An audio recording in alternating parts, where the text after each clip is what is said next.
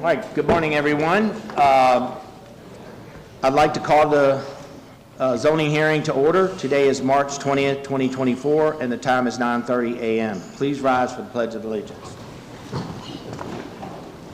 pledge allegiance to the flag of the United States of America and to the republic for which it stands, one nation, under God, indivisible, with liberty and justice for all. Thank you. Be seated. Chair, get away. Okay, we have 3 items on the agenda today. I'd like to recognize our zoning staff to introduce the first case. Good morning, Commissioners. Dirk Danley, Lee County Zoning. The first case before you today is DCI 2022-31. This case seeks to rezone approximately 135 acres from light industrial and agricultural to community facilities planned development to allow for an electrical substation associated with Florida Power and Light just to the west. The hearing examiner did recommend approval with conditions. There was 1 participant of record, and staff and the applicant are here with any questions you may have. Okay, does the board have any questions or comments from staff at this time? Okay, would the applicant like to make a presentation? Good morning, Commissioners. My name is Roberto Cabrera. I'm with Culpepper Interpreting. I am the applicant's agent for this application. We do not have any additional information to add, but we're available for any questions that you guys may have. All right. Any questions for the applicant at this time? Okay.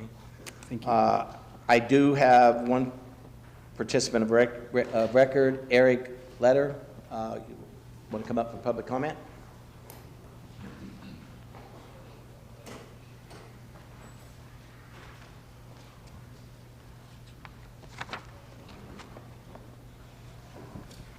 Gentlemen, I'm not here for actually the zoning or anything like that. The biggest problem is on the entranceway, there's a culvert that's about this too tall, and it's flooding all the properties along Palm Beach right there. We'd like to see them make more of a flowway or something and drop their culverts or something because it actually holds the water instead of letting it flow like it naturally did. Because all that property right there is all dredging from the river. And then they dug a big canal along 31 all the way back up to, I don't know, there's a pointer on this thing, but right there where the main pathway is, there's canals that run through there behind the properties. And it just holds the water. It doesn't let it flow. That's pretty much it.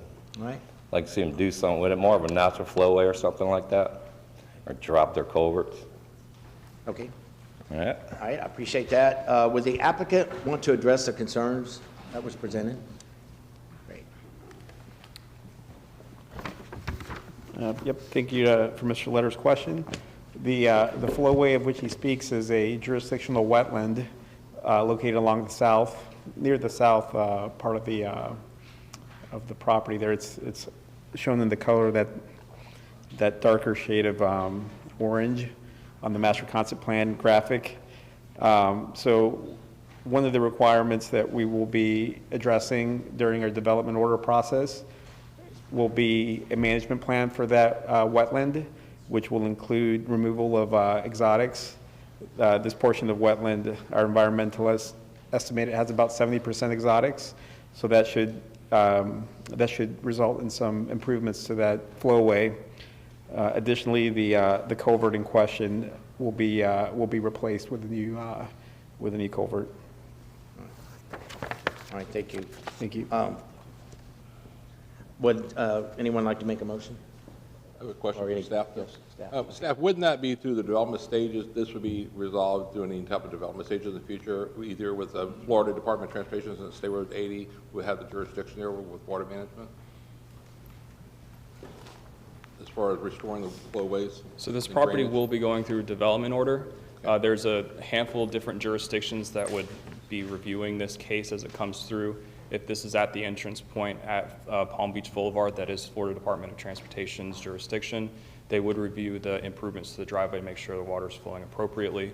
If it's the wetland areas to the north that the applicant was speaking of, that is a review by the state as well. But this all is reviewed at time of development order.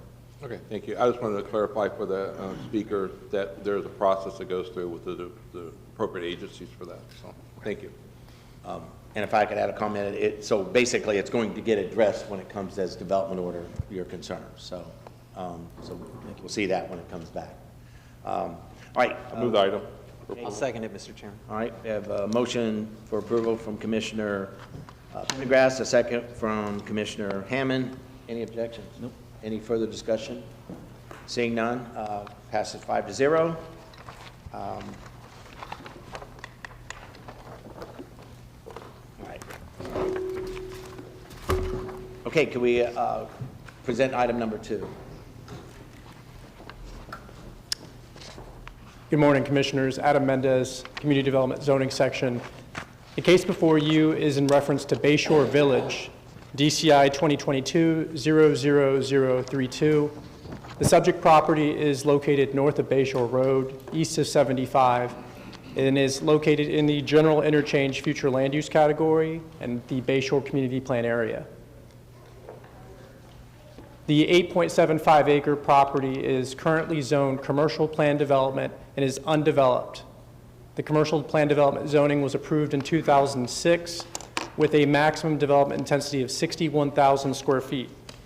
This is the current approved master concept plan, followed by a conceptual rendering of the main building that was attached to the governing resolution.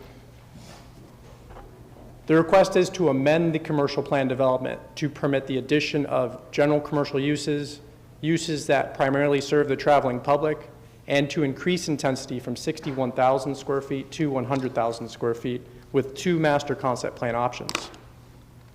The hearing examiner's recommendation for this case is approval with conditions, including a maximum intensity limitation of 92,750 square feet.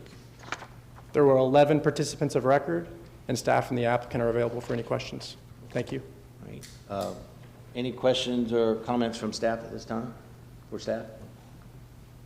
I do. I would like, if I could, to get a little bit of clarification.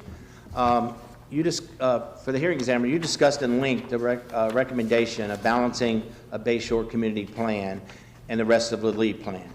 Can you discuss the recommendations concerning the objectives and policies of the Bayshore community plan in relation to other portions of the LEED plan?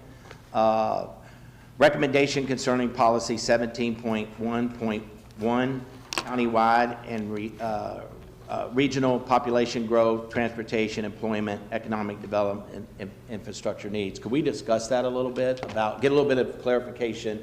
It's a interchange, right? So. Right. So this policy became important in my review of this case because the interchange designation predated the adoption of the Bayshore Plan. So for 35 years, it's been designated as interchange, and when the board designates a future land use category, I take that as an expression of their legislative intent of what they intend for that property. General interchange is intended to support a variety of uses, many geared toward the traveling public. It has its own kind of character. So then later, 10 plus years later, whatever it was, the Bayshore Plan was adopted, and they did not, upon adoption of the Bayshore Plan, attempt to change or the future land use category of this property or modify it in some way through their policies. It just basically said in the Bayshore Plan that, you know, we're going to try to shunt commercial development toward the interchange category and low intensity commercial uses. So that policy became relevant to me for that reason, because I have to view the Bayshore Plan that was adopted later under the greater vision of the LEED plan as a whole, which foresaw this property to support the interchange and related uses. Okay, all right, thank you. Thank you for the clarification. Or the explanation, actually. I appreciate it. Any further questions or comments for staff at this time? Okay, seeing none, would the applicant like to make a presentation?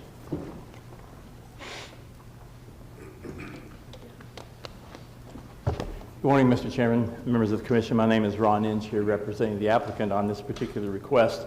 First, I'd like to say that your staff, led by Adam Mendez and all the other members of his team, did a very thorough analysis and review of this particular application. There was a series of requests for additional information, additional questions that they had, meetings that we had to try to address those, so they did a thorough job ensuring that we provided sufficient data and analysis to support our request.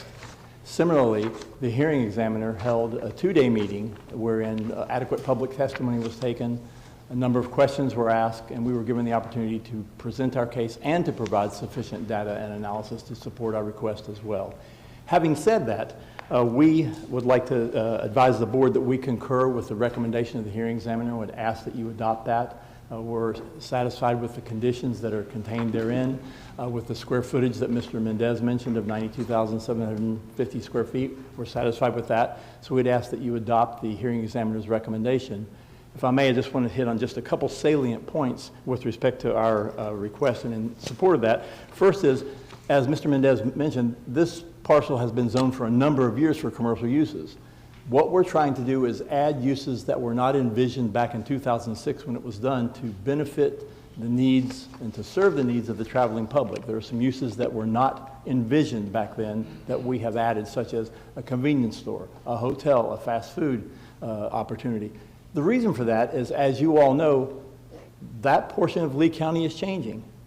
With Babcock Ranch and with the widening of Bayshore Road that FDOT is planning for a divergent diamond intersection at I-75, the 4-laning of the roadway with bike paths on either side, that's going to generate an opportunity to service the people east of I-75 and some of those west. And so this property and the requests that we've made will help fulfill the needs of both the traveling public and the residents nearby. We did, after our initial applications, modified our request several times. We met with neighbors. We had a community meeting with the Bayshore community, which is not required under this particular plan in that particular area, but we held a meeting anyway. We took input from all of those folks, and we reduced our square footage request. Then we had some more meetings, and we reduced it again. So by reducing from where we were at 100,000 now down to the 92,750 that the hearing examiner has recommended, that's the third reduction in square footage to try to get down to something that at least will work on our standpoint, but also try to address some of the concerns that the residents had about the magnitude of the development. Plus, again, as I mentioned, we added uses that will make it more serviceable to the public. But in those discussions, we eliminated some uses that people didn't think would be appropriate there. So we tried to respond to those comments. So I apologize for the length of my comments, but I'd ask that you adopt the recommendation of the hearing examiner with the conditions contained therein. And I'd like to reserve the opportunity to respond to any comments made by the public if so needed. Okay. So thank you, sir. Does the board have any questions or anything for the applicant at this point? I have a question. Or comment? Yes. Ron, thank you. I was just curious, were you attended the meetings with the public? Pardon me? Were you attended the meeting with the public in the past when they had the meeting? I was just concerned with, I'm sure we're going to hear today, hopefully you'll hear, some compelling arguments of any competent substantial evidence, but what was the main concern, since this is so close to the interstate? This is normally what you see throughout the state of Florida. You see businesses, hotels near the interstate within 500 feet of the interstate. What was their main concern of that? That they already have a gas station on their side, but were their main concern? I think a lot of it was angst over the change in the character of the Bayshore community. I really believe that was something that caused concerns to folks, even though this has been zoned for, 16 years now, 17 years? Well, what could be built there today without this case? You could build a variety of retail uses, some department stores, some offices, some medical facilities, banks, and things like that. So there's some fairly intense uses that are already approved. We're just adding a few more that we believe the traveling public needs. And as a reminder, this is the only intersection in North Fort Myers, north of the river, to I-75. And the next one is Tucker's Grade, further into Charlotte County. So for the traveling public, this is their last opportunity until they get further on up in Charlotte County to achieve services.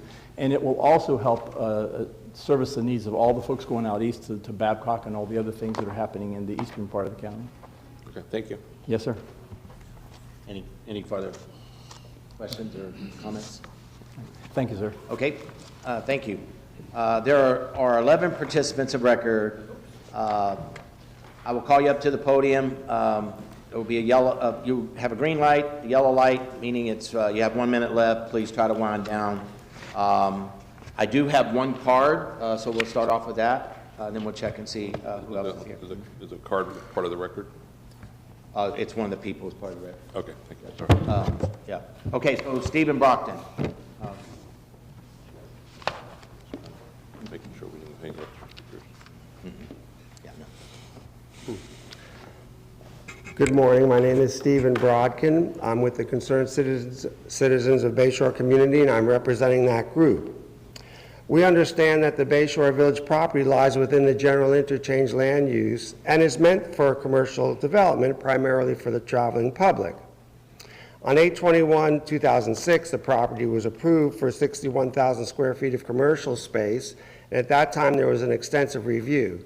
The applicant requested 99,999 square feet, but county staff, the hearing examiner at that time, and the county commission reduced it to a maximum of 61,000 square feet in order to be consistent with the Bayshore plan. The Bayshore plan goal has not changed. It states, protect the existing rural residential, agricultural, and equestrian-oriented character of the community by maintaining low residential densities and minimal commercial activities, and exclude incompatible uses that are destructive to the character of this rural residential environment. There's no dispute that this property will be commercial. It's already been approved for commercial. The question is how intense and at what types of things would be there, and also things like building height. So it's the intensity that residents are complaining about. Staff recommended in the original staff report for this most recent application a maximum of 87,500 square feet of commercial space, which is 10,000 square foot per acre. Staff report includes an analysis comparing the proposed development to other developed commercial properties within the general interchange land use category in Lee County. According to staff's analysis, the average intensity for general interchange is 8,579 square feet of commercial space per acre, considerably less than the applicant has requested.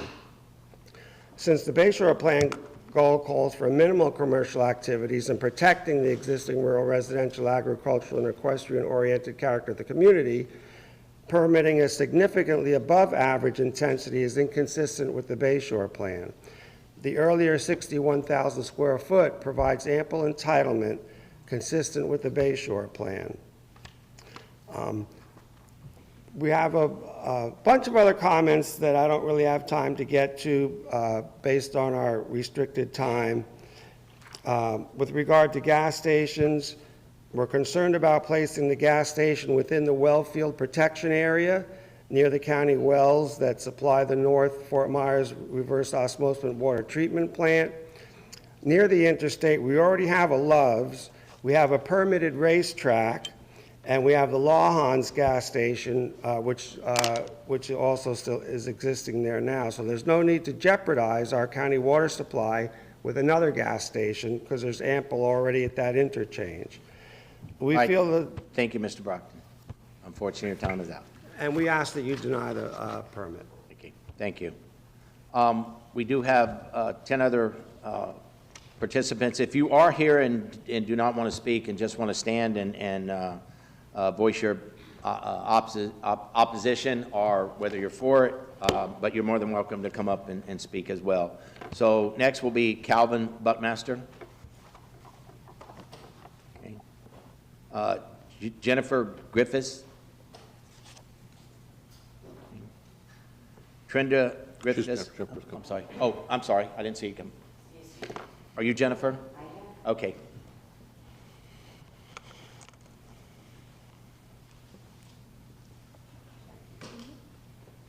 Good morning. Good morning. Thank you for taking the time to hear our concerns. And don't mind me, I'm nervous. I don't do public speaking, so this is way out of my comfort zone. But it's about our home, okay?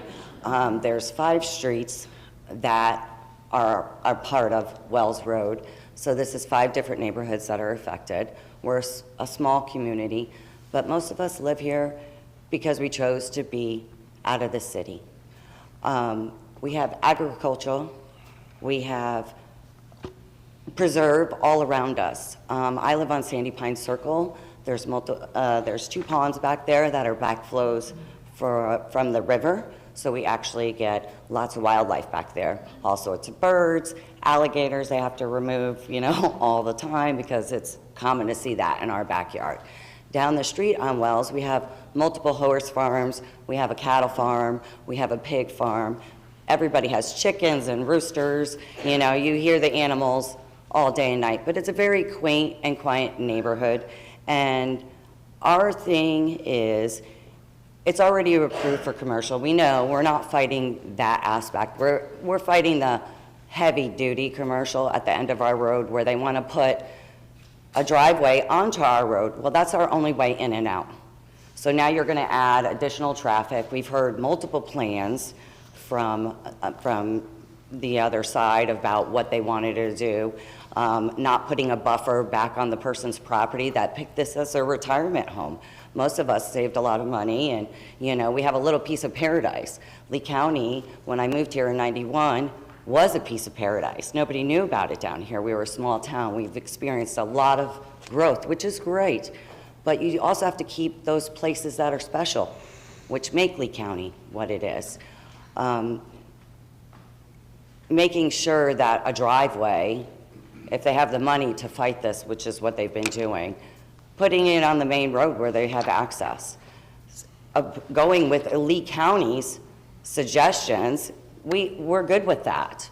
But making it so it's multiple buildings, 5-story, 4-story and up, buildings in this one little parcel, you're gonna really impact the whole area.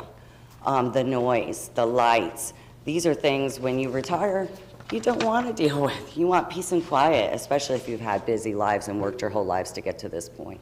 This is our piece of paradise. We're just asking you to hear our voices, go with original submittals and approvals by Lee County at the smaller scale, and not ruin our homes, because it feels like we're just getting bullied and pushed out of a place that we all picked for our little piece of paradise. It's a very special place, and I would suggest all of you to go down there and drive through that area and see what it's really all about before you make any decisions, because, this is our home, and that's all I have to say, so thank you. Thank you.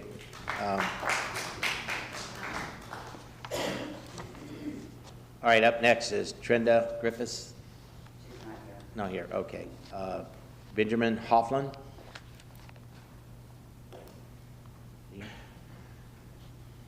Zachary Lombardo.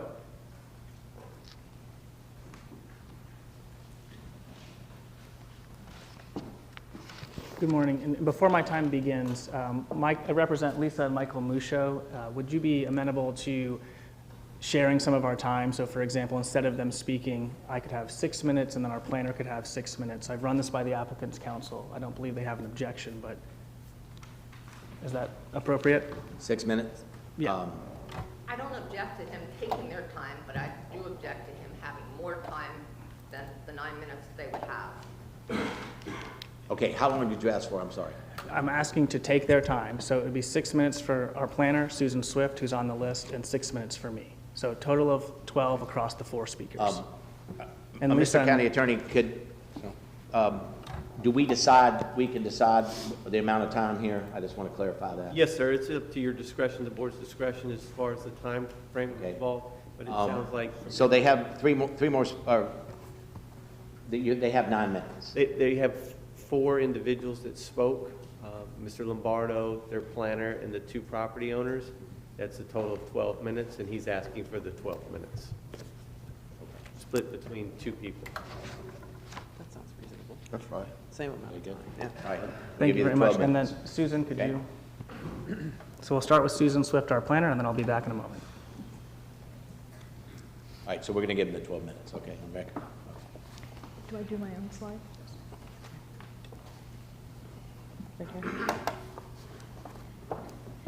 Good morning. My name is Susan Swift. I'm Director of Planning for BOCC Engineering, LLC. Let me go right ahead and start. If I may ask, could you speak up a little bit? We can Yes. barely hear you. Thank you. Yes, I can. Usually not a complaint. Your probably familiar with the property. This is an aerial of the site. There's residential immediately to the north, as you've heard, conservation to the south, and to the east, it's quite undeveloped and rural. As you can see, the interchange, although it is interchange, and I'll get to this, is not very intense and not very developed in the entire area. So the HEC's recommendation really goes against the three planning parameters that we look for when reviewing development. Consistency, there are numerous goals, policies, and objectives that call in your plan and the LEED plan that call for protecting existing residential, protecting residential and the equestrian character of this community, being compatible with existing land uses.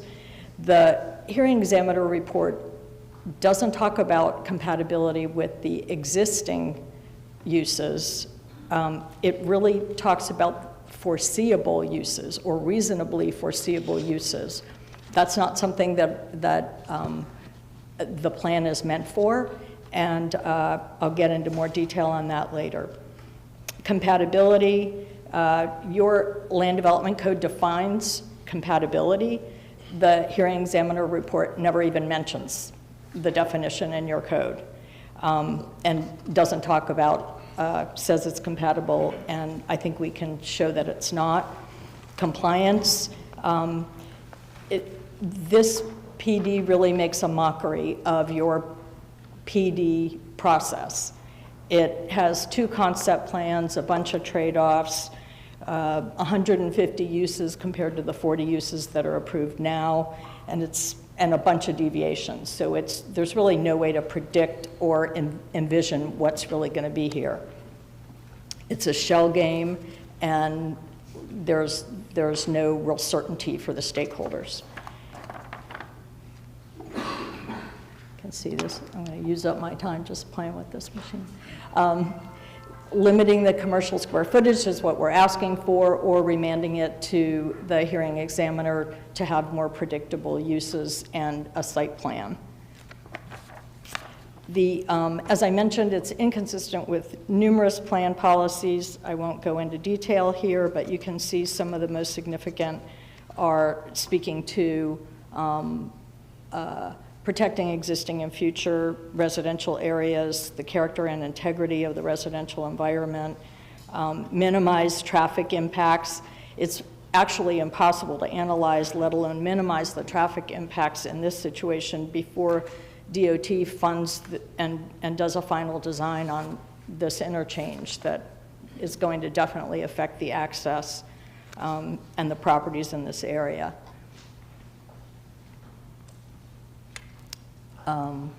Yep.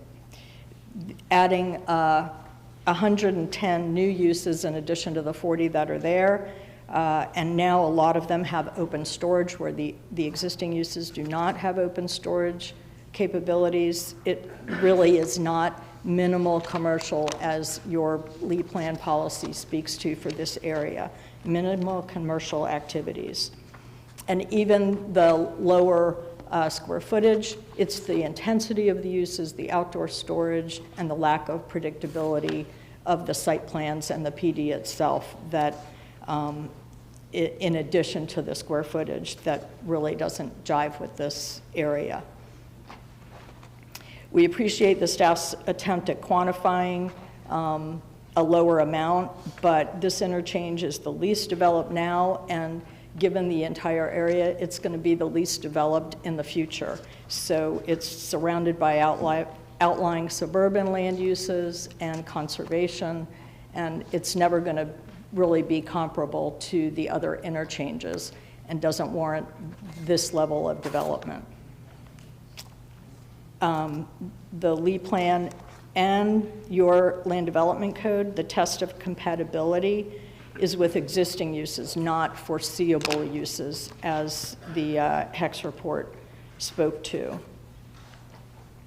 It's not compatible. This is your definition in your code, And as the bullets say, there's no similarity in the uses. These uses are much heavier. They don't provide reciprocity to the existing character.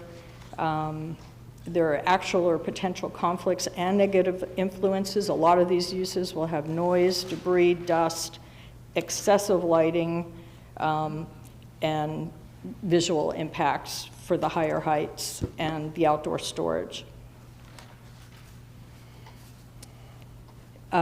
This is a summary of some of the major differences between the current approved plan. There's approved significant amount of commercial development here. There's no change in the plan or any characteristics, so that doesn't really warrant the significantly higher area.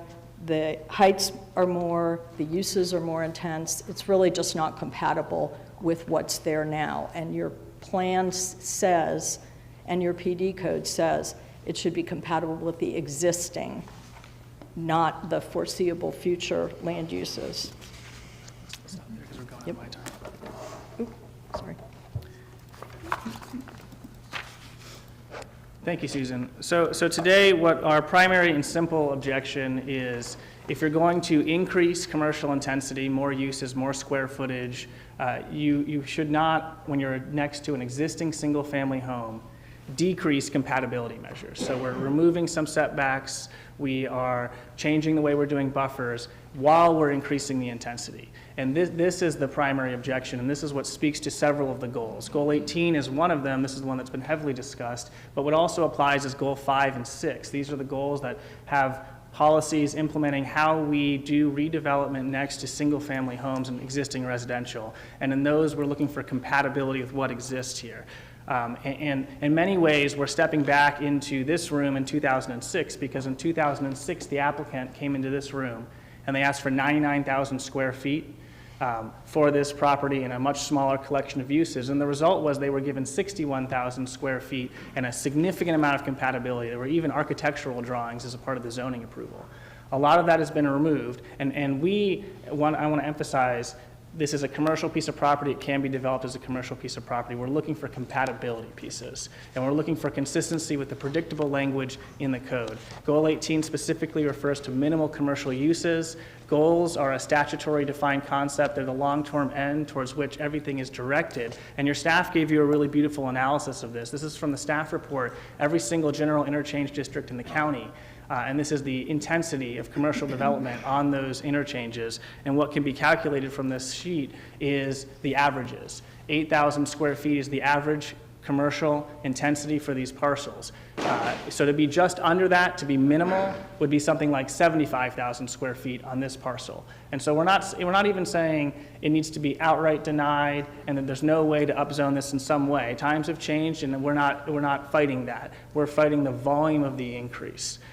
So here, what the HEX is recommending is 10,000 square feet an acre. That would be the second most intense interchange CPD in the county in the general interchange districts. But this one is also in the Bayshore plan, and I think that needs to be acknowledged. And there's a little bit to go into, well, how does the Bayshore impact the general interchange? Because we don't dispute that it was in the general interchange first. But when it gets put into the Bayshore community plan, there is staff reports and analysis about the implication of that and whether it controls. And there's some language, especially in looking at the industrial prohibition that's in the Bayshore plan, because industrial is allowed in the general interchange, light industrial, but it's not allowed in the Bayshore. And the conclusion that staff had in their report was, well, then it's no longer allowed even in the general interchange overlap. So there must be some meaning to the Bayshore community plan here, and if there's meaning and words have meaning, 10,000 is not minimal by definition off of your staff's analysis. You need consistency to approve this, and consistency here is either the minimal piece, or we can throw the minimal argument away and focus on compatibility with the house to the north. There's an existing home there. The HEX report repeatedly refers to reasonably foreseeable uses. There is no LEAP plan policy, LDC code statement that favors reasonable foreseeable uses to existing uses on the ground. We have a single-family homeowner sitting in the back of the room here who have lived in this house for over 30 years, and they've had this plan. In fact, they were in the room in 2006 when the rezone was happening, and they were part of the conversation about what's compatible with their home, and certain protections were put in place, and several of those protections have been removed, reduced compatibility, at the same time as we're increasing the intensity. And so, again, we're not contesting that you can't increase intensity. We're saying, how much can you increase intensity on this parcel? And one of the other pieces that goes into this is transportation. There are objectives, not just in the Bayshore Plan, but in the general interchange, about minimizing adverse traffic impacts. And here, there's been a lot of discussion in the HEC's report about Bayshore Road. It's a state road. It cannot be controlled by the county, but Wells Road is a county road. And Wells Road is a very rural county road that will be massively impacted by this development and the increase. And you heard from some of the other public speakers that this is the only access point for a significant number of ranchette-style homes down this little county road here.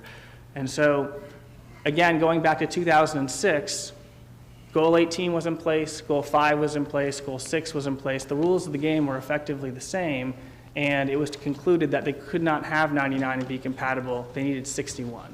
And so we're asking the same question today before you, the board, and I think the same applies. There's a little discussion about Goal 17 and how that impacts Goal 18, because that did change in the intervening time. But I do not believe that there's a supportable argument that that eviscerates the Bayshore Plan, because, in fact, the majority of your community plans have no implementing land development code regulations. That doesn't mean they can't be enforced for consistency. So either, certainly a denial is an option, but that's probably not the route here. It's really more, we need to limit this to something like 75,000 or less, or go back to the HECs to get a more predictable result and more compatibility. I appreciate your time. Thank you so much. All right, thank you. I'm going to go ahead and say this. Unfortunately, we expect a certain quorum. We don't clap. We don't hiss. We don't want to intimidate any other speakers. So I'd appreciate if you wouldn't do that. We just don't really accept it when it's here, because we want everybody to have a fair chance to say what they want to say so we can hear it and without feeling intimidated in any way. So I appreciate if you wouldn't do that.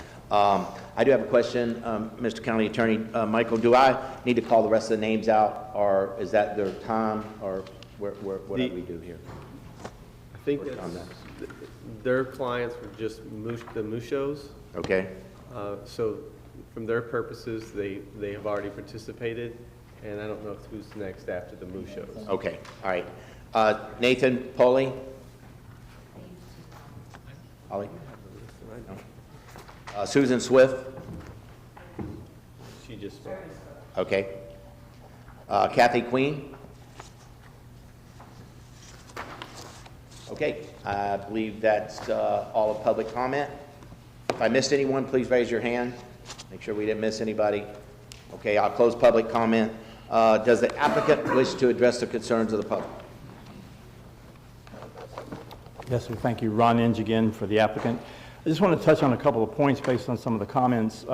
If I may direct your attention to page 5 and page 7 of the hearing examiner's report, I'd like to read just a few excerpts from that address specifically the issue relative to the general interchange category and the Bayshore Community Plan. So pages 5 and 7. And if I may, Mr. Chairman, and this is a quote, "The board adopted the Bayshore Community Plan in 2003. Testimony in opposition to the request asserts that the Bayshore Plan supersedes the property's general interchange designation. However, a plain reading of the Lee Plan does not support this interpretation. Lee Plan Policy 17.1.1 requires community plans to be coordinated with countywide and regional plans regarding population accommodation, transportation, employment, economic development, and infrastructure needs.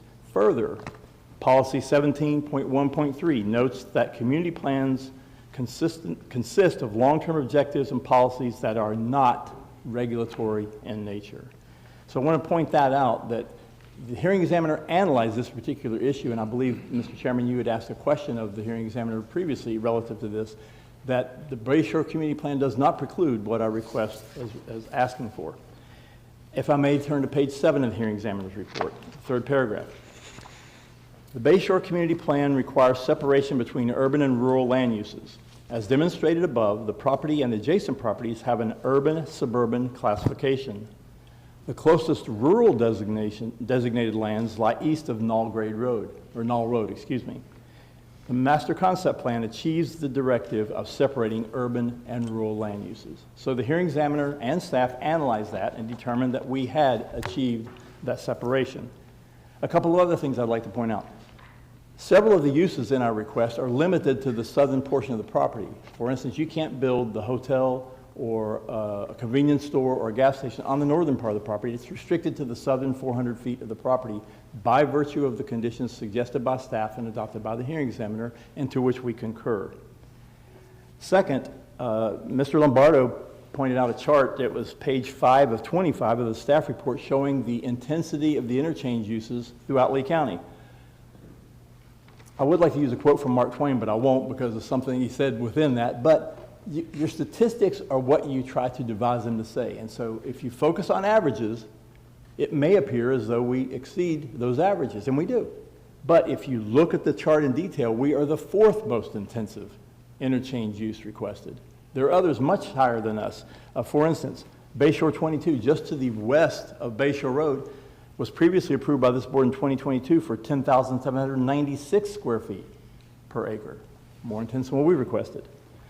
Galleria East, Daniels Parkway in I-75, 11,963 square feet per acre plus 8.4 units of hotel use per acre, much more intense than what we requested. So to say that we're the most intense that there is in Lee County or one of the most intense, we're the 4th most intense, but we're consistent with rulings that the County Commission has done previously on other intersections. And as I mentioned, this is the last interchange from the Caloosahatchee River to Charlotte County, and the only one in North Fort Myers. A couple other points really quickly. There was a mention of the well field issues nearby. We're cognizant of that.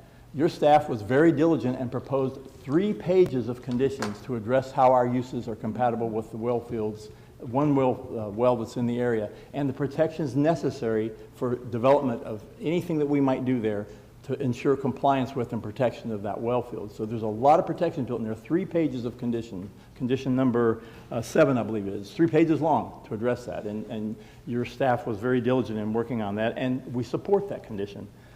Finally, there was some questions raised about buffering and how we've eliminated that. We have a 1.08 acre buffer on the north boundary, and then below that, a wall and a berm 8 feet higher than the finished elevation of the parking lot.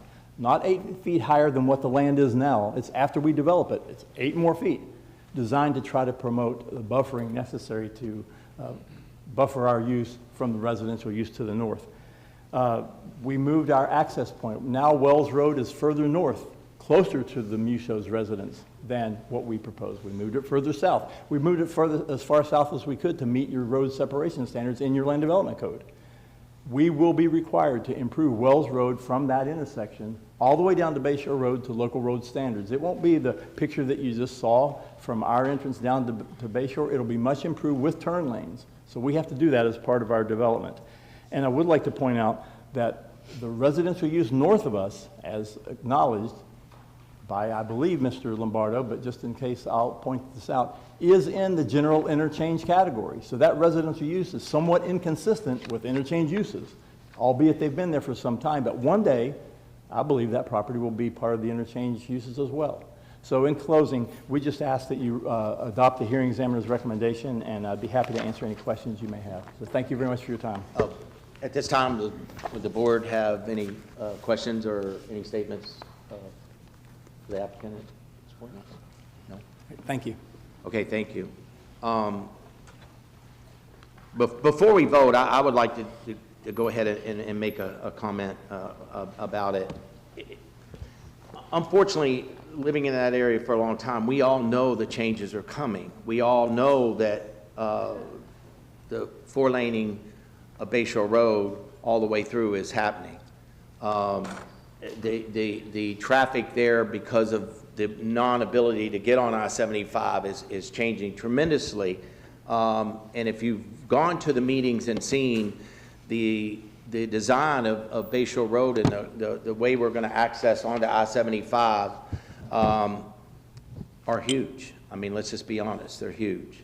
And we obviously know it's an interchange. So we're faced with these issues of growth and service. And a lot of points are made on both sides. And the reason I want to take this time to explain that is we understand that we're all being affected. If you live out there, we're being affected. But we always have to understand it also affects the rest of the county. It affects the people that come here, their ability to have places of service, places to serve.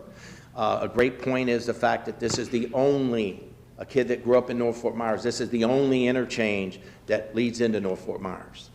So we understand that. And I just want to make that comment to let you know that we do hear your concerns. But the reality of it is we're growing. And at this point, would anyone like to make a motion?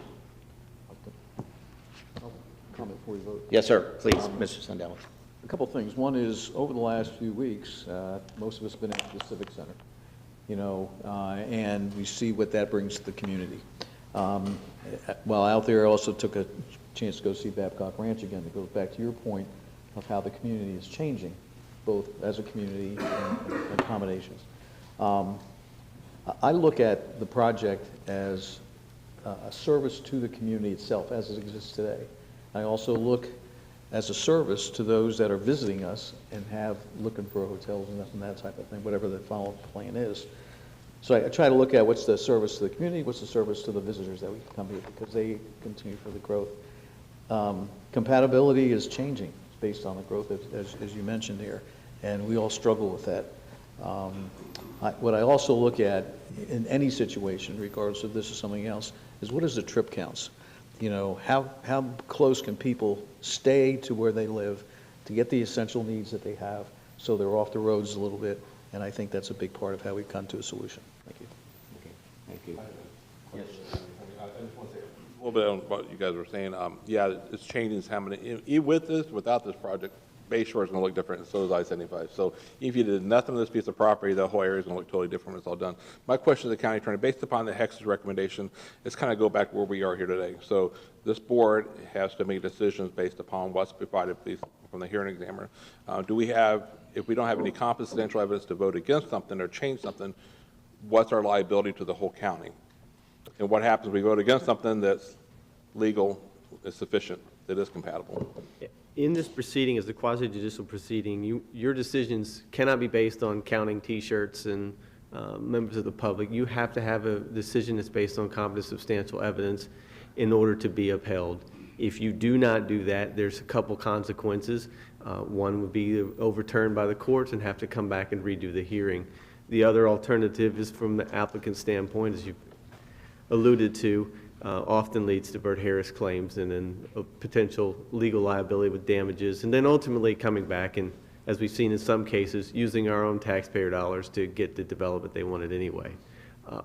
So we run that risk, but in order for the board to act, you must have competent substantial evidence to either support the denial or the approval.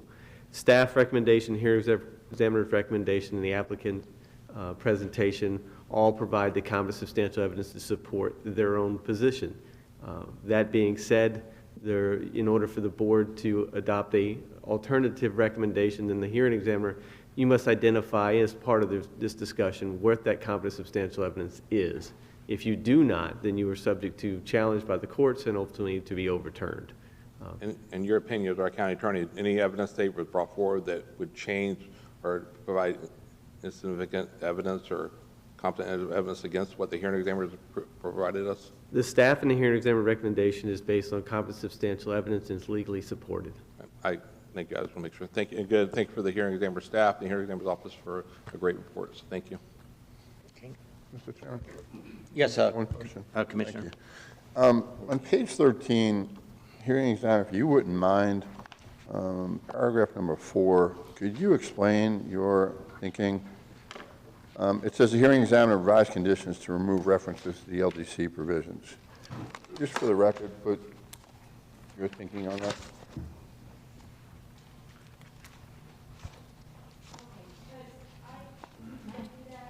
almost every case because what happens is there's repetitive citations to the Land Development Code that are already applicable by virtue of Condition 1. So you don't have to like cite specific policy, sections of the code or anything like that. They're required to comply from that point forward with anything they do with the property, whether it's a development order or building permit or whatever. So I do that to kind of trim down the resolution, focus on what's extra, what the condition asks that's extra beyond the code. Thank you very much. I just thought that was germane to the entire conversation we're all having. Yeah, all right, thank you, Commissioner. Okay. Mr. Chairman, may I Yes, sir. ask a Commissioner question? Hammond. So just again to our hearing examiner, appreciate the report that you put forward, very comprehensive and very thorough.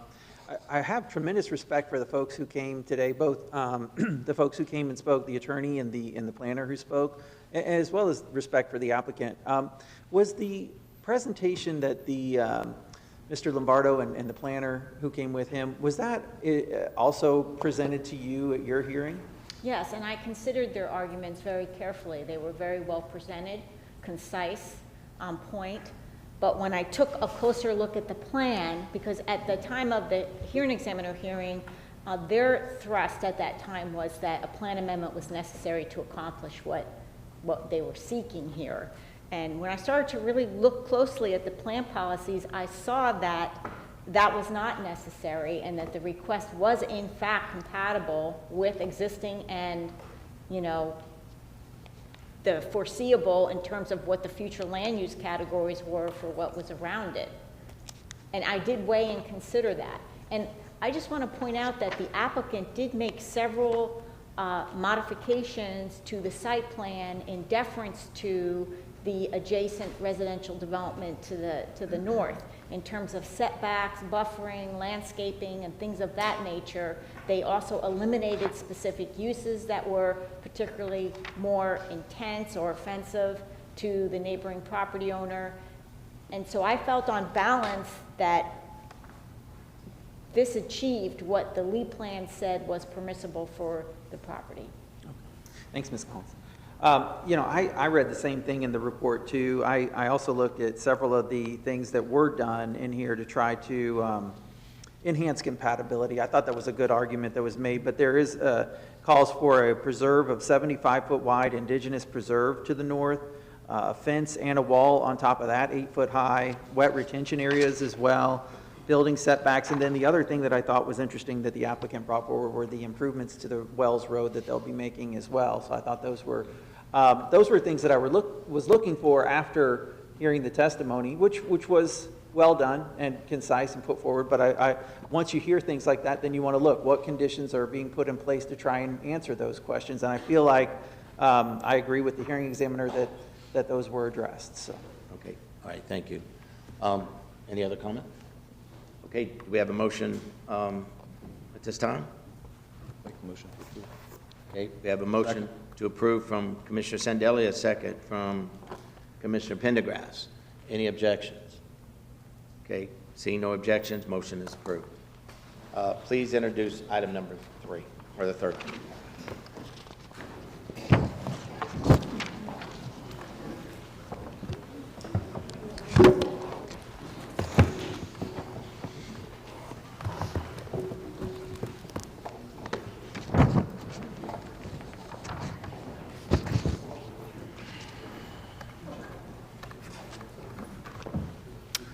Thank you, Mr. Chairman. Yeah, give him a minute, let him clear out. That way. Will do. Yeah, appreciate it. Yep. Appreciate it.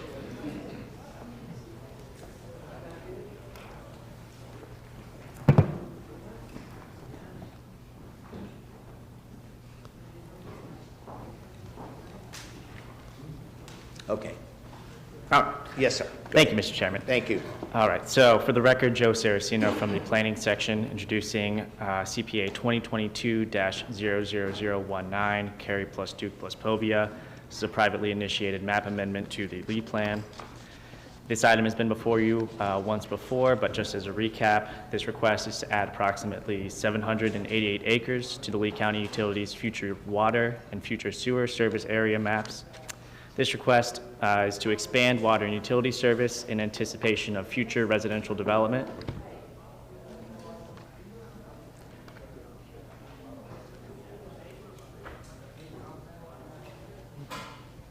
Before you on the screen are maps 4A and 4B as proposed by the applicant.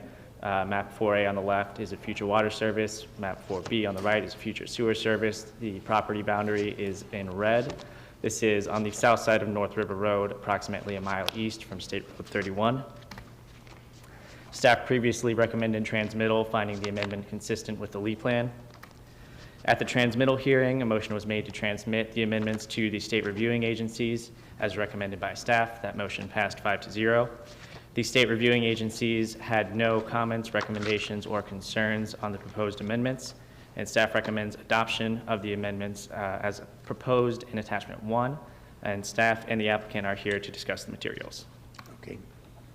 At this time, do we have any questions or comments for staff?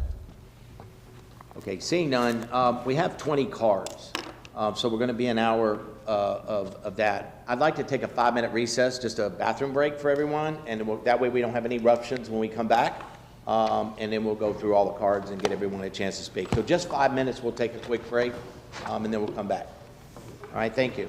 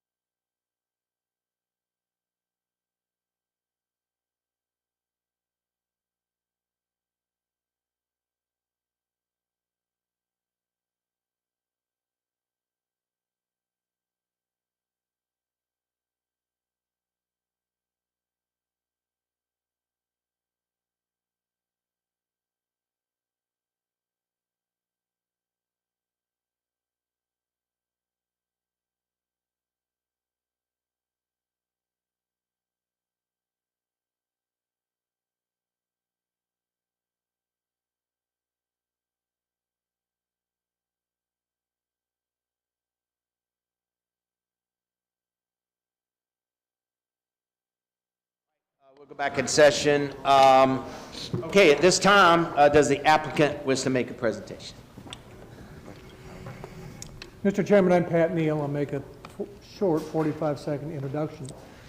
Neil Montgomery will lead our team. I have a full team here from Sarasota. As I said, we built 21,000 homes in Sarasota-Bradenton, only about 1,000 homes in Lee County.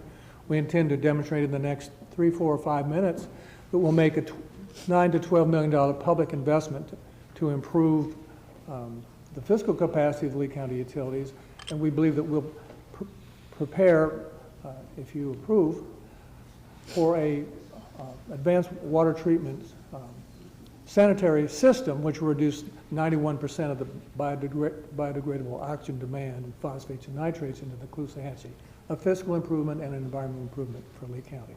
Neil Montgomery. Thank you.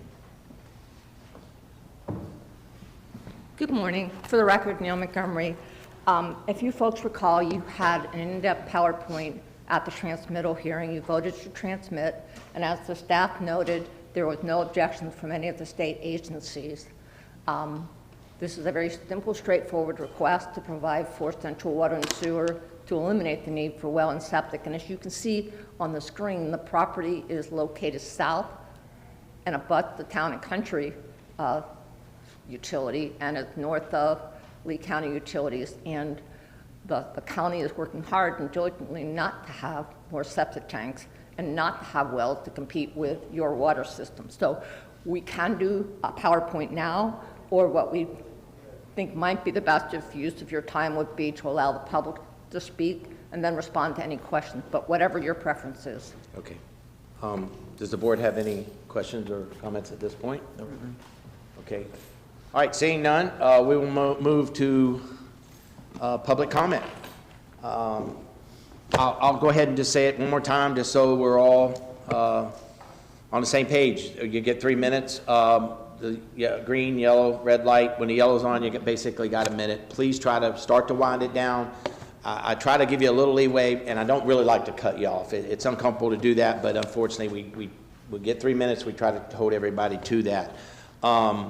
So at this point, we'll go ahead and get started with the cards. I have, like I said, I believe 20 of them, and we'll start with Graham Fitcher.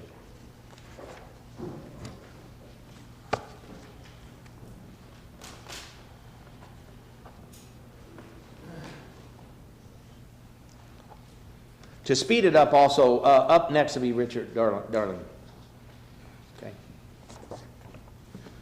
Good morning. Thank you, Commissioners. Appreciate your time today. Thanks, county staff, county attorneys. Appreciate all that you do. Just wanted to mention that one of the things that I respect the positions that you all have, and I respect what it is you have to do. You have a lot of things you have to contend with on a daily basis that most of the general public aren't aware of, and I appreciate that. And most of the time, you know, we're, as a community member and viewing the governance in this county, I feel like we're almost always on the same page. You know, I feel like we're looking the same direction. We have the best goals in mind for the community, and I know you have to balance a lot of those things. The situation with this particular case is that we are defining the future of the area in a big way and the character of the area, and that's what I'm so passionate about, is preserving some sense of that. The one thing about this that I think is different from some of the other cases I've heard you all discuss is that there wasn't a discussion about it. I think it'd be great to hear you guys discuss this topic in front of the public. You know, at the last hearing, it was a 5-0 vote without any discussion that I recall from any of you all on your position. And while I know you've had discussions with me in some cases, you've had discussions with the applicant, it would be healthy for the community to hear what your situation is. I know as a county, we need to be mindful of water and sewer expansion. That's a key to the river. I know that wells are a topic, but irrigation wells are still going in like crazy. So every time we connect a house to water, they're getting an irrigation well in the backyard for their yard. So there's some things there that aren't completely ringing true with the public, and I know that in the big picture, water sewer is the goal.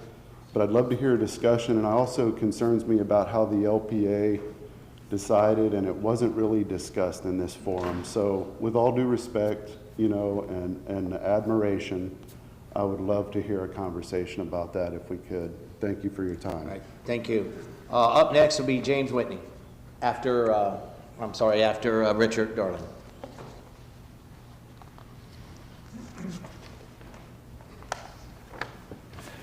Morning, Mr. Chairman, Commissioners. For the record, Richard Durling, 14300 Duke Highway. I think for most residents, we feel that this is a foregone conclusion that you're going to approve this map amendment today. But what some of the concerns are is that it's also a foregone conclusion that you're going to approve Neal Communities' request for a zoning change. What concerns us is in the staff report, it says, while this request is added to subject property Lee County Utilities future water and sewer service areas, the applicant has filed a companion rezoning application that is being reviewed concurrently. With that being the case, we would ask that you table this motion on this map amendment to concurrently be reviewed and approved with a zoning change. The other concerns that the residents in the area have is that this policy, policy 1.67, provides that agricultural use should be protected from the impacts of new developments, and the county should not attempt to alter or curtail agricultural operations on them merely to satisfy the lifestyle expectations of non-urban residents. This policy is meant to protect existing agricultural use in non-urban areas for compatible concerns of the nearby residents. And that is really the biggest concern. And as Grant just mentioned, the lack of discussion on this topic at the last hearing has offered us a lot of concerns as to whether or not you're hearing what the residents have to say about this new development. This is opening a whole new area of Lee County to residential development. And we see that this will probably further development further into the eastern rural area of Lee County. The policies were developed to protect some of these areas. Not that any of us are against development in the area, because we all believe in private property rights and the right for people to utilize their property, but we want you to adhere to the Lee County plan, the comprehensive plan. And in addition to that, I would reiterate again that we'd like you to hear this along with the zoning change. So we respectfully request that you would table this action today until you can listen to the comments from the hearing examiner after the hearing examiner listens to the comprehensive plan amendment for the rezoning. Appreciate your time. Thank you. Okay. Up now is James Whitney, and after that will be Guy Mahan.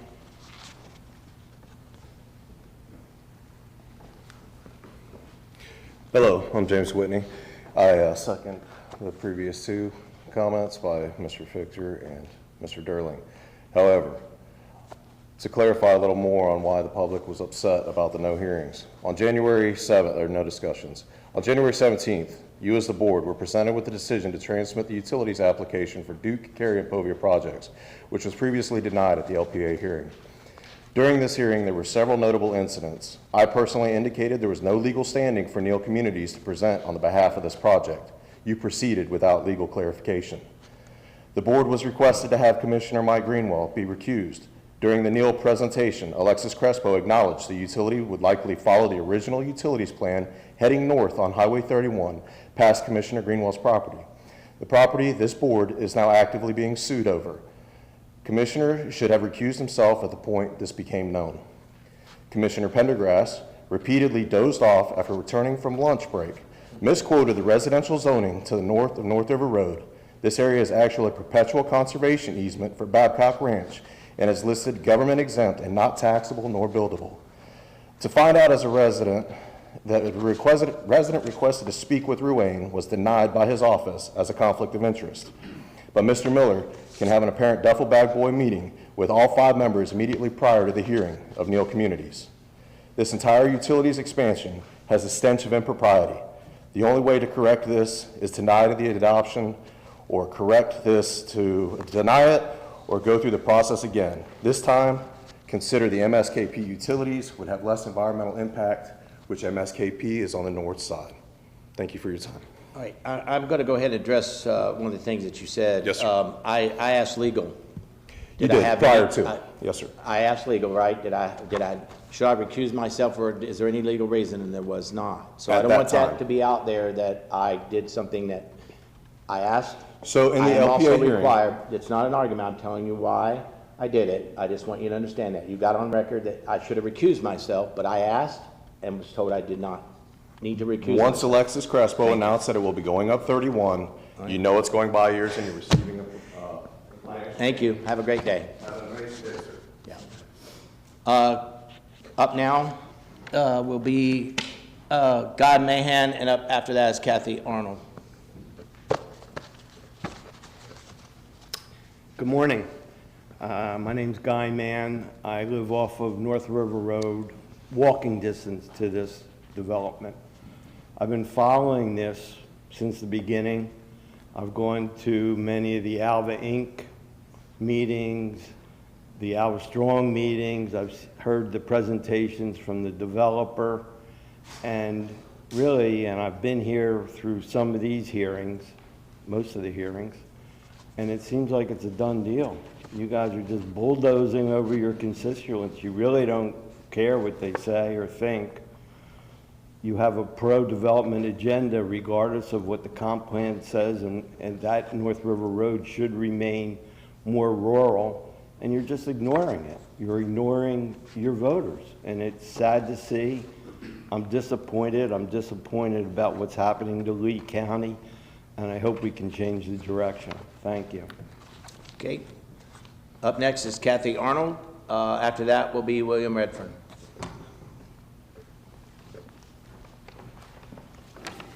Morning, guys. My name is Kathy Arnold. I'm speaking for myself and my husband, Randy Arnold. What is democracy? Of the people, by the people, for the people, stated Abraham Lincoln. The word comes from the Greek words demos, meaning people, and kratos, meaning power. So democracy can be thought of as power of the people, a way of governing which depends on the will of the people. Lee County seems to have forgotten this definition of government. At the last meeting, 61 members of the public and the Board of County Commissioners' only planning agency said no, and only 4 residents said yes. Why are you not listening? Why has no discussion taken place, except for private meetings with the developer?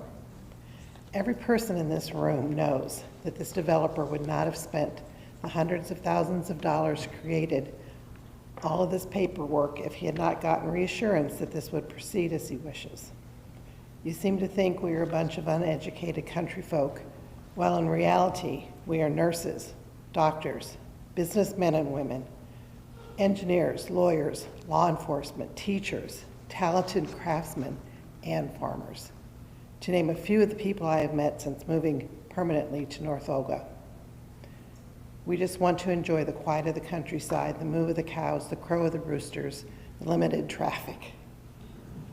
All you have to do, excuse me, is look at Google Maps to see that soon Lee County will be one big continuous subdivision. The North Olga area was meant to be rural, relating to or characteristic of the countryside rather than the town. This is not just an issue of approving sewer and water, but allowing this higher density that's being requested. Please do not allow this bonus density housing development that will be approved if water and sewers are approved, destroying what the founding fathers intended. Keep Alva and North Olga rural, please. Okay. William Redfern.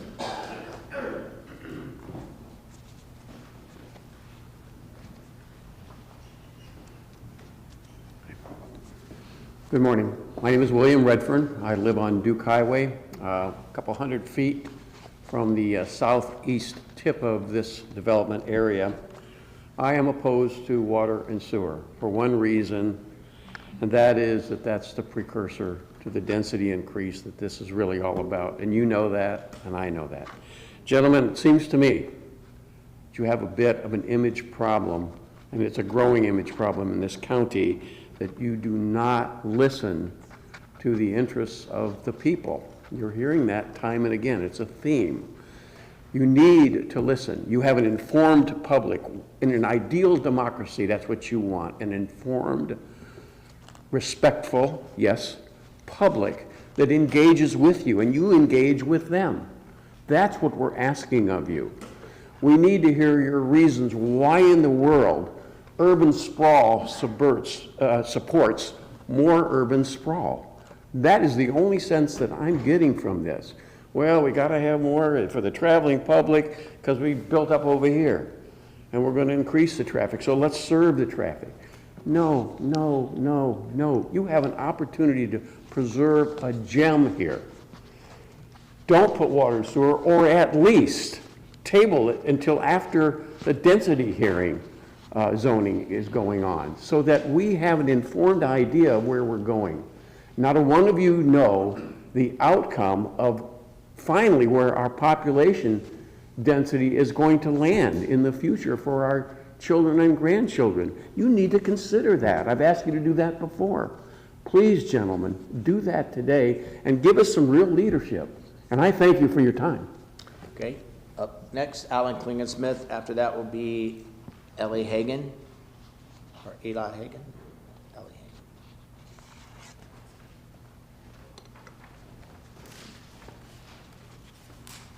Hello, I'm Alan Klingensmith, live out in Alva. We've been through this so many times. You've heard all the arguments against this over many meetings, and you know the community does not want this development. This room was packed in January, and today it is not packed, and that's a reflection of the overall perception that this issue is already decided.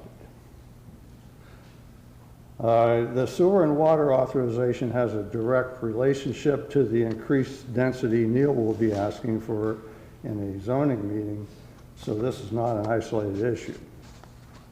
At the last meeting, to send this issue to the state, Neil said he would go ahead with 718 wells and septic tanks if this was not approved. Neil has stated in today's agenda that using the Florida Governmental Utility Authority for sewer is a clearly unreasonable cost. Ironically, the eastern service boundary for the wastewater franchise for FGUA crosses US 31 and ends in Owl Creek. There's no infrastructure in that area, but using FGUA services would not require crossing the river with a sewer line.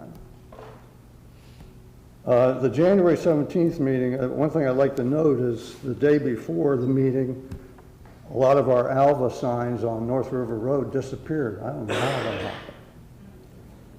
Anyway, we had this meeting and there was no discussion and a 5-0 vote, causing some bad press and the appearance of a possible sunshine law violation. The public is awakening to the fact that we need some changes in our local government. And I look forward to voting to approve single district elections for better representation. I'm going to make a prediction today. I don't think it'll be a 5-0 vote. I think it'll be something like 3-2. Make it look better. And I wonder, the people that vote yes, will there be any consequences in August and November? I'd like to close real quick with a little anecdote. I had a small contractor come out to my house and he said, "Boy, this is a beautiful area." And I said, "Yeah, they want to build 1,099 homes on North River Road." And he said, "That'll destroy it."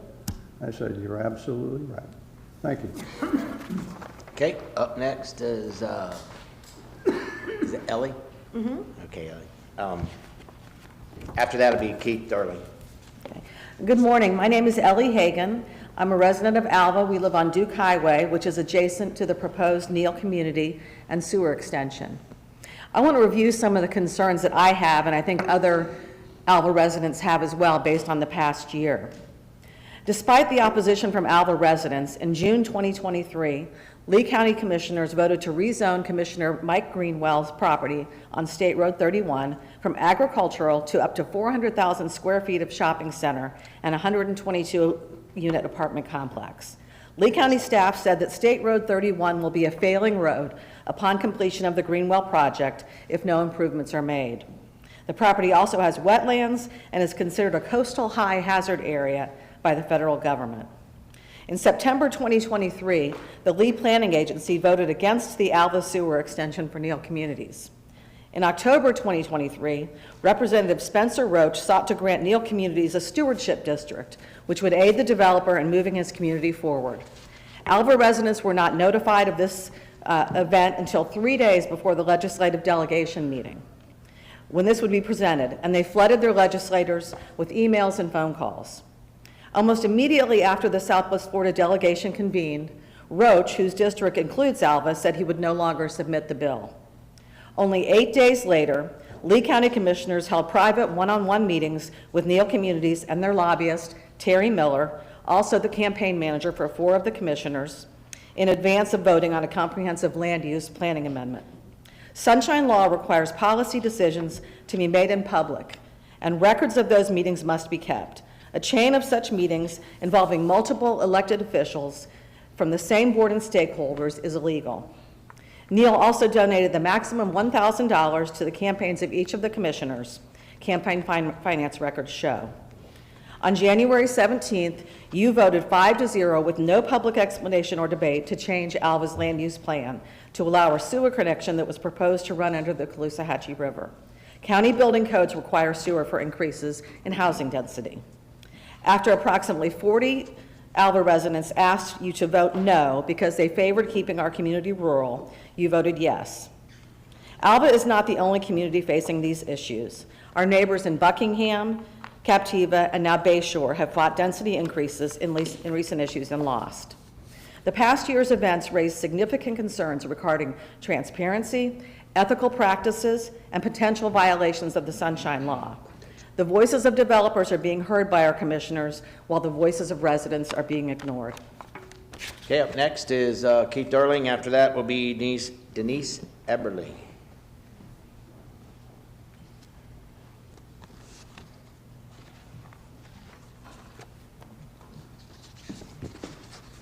I'm Keith Darling, live at 14280 Duke Highway.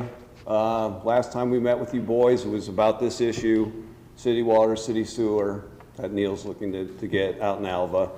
And, you know, we were, of course, a lot of us were against it, and we made some very good arguments. I thought the people of Alva made very good arguments. And I thought, hey, we have a chance of winning this thing.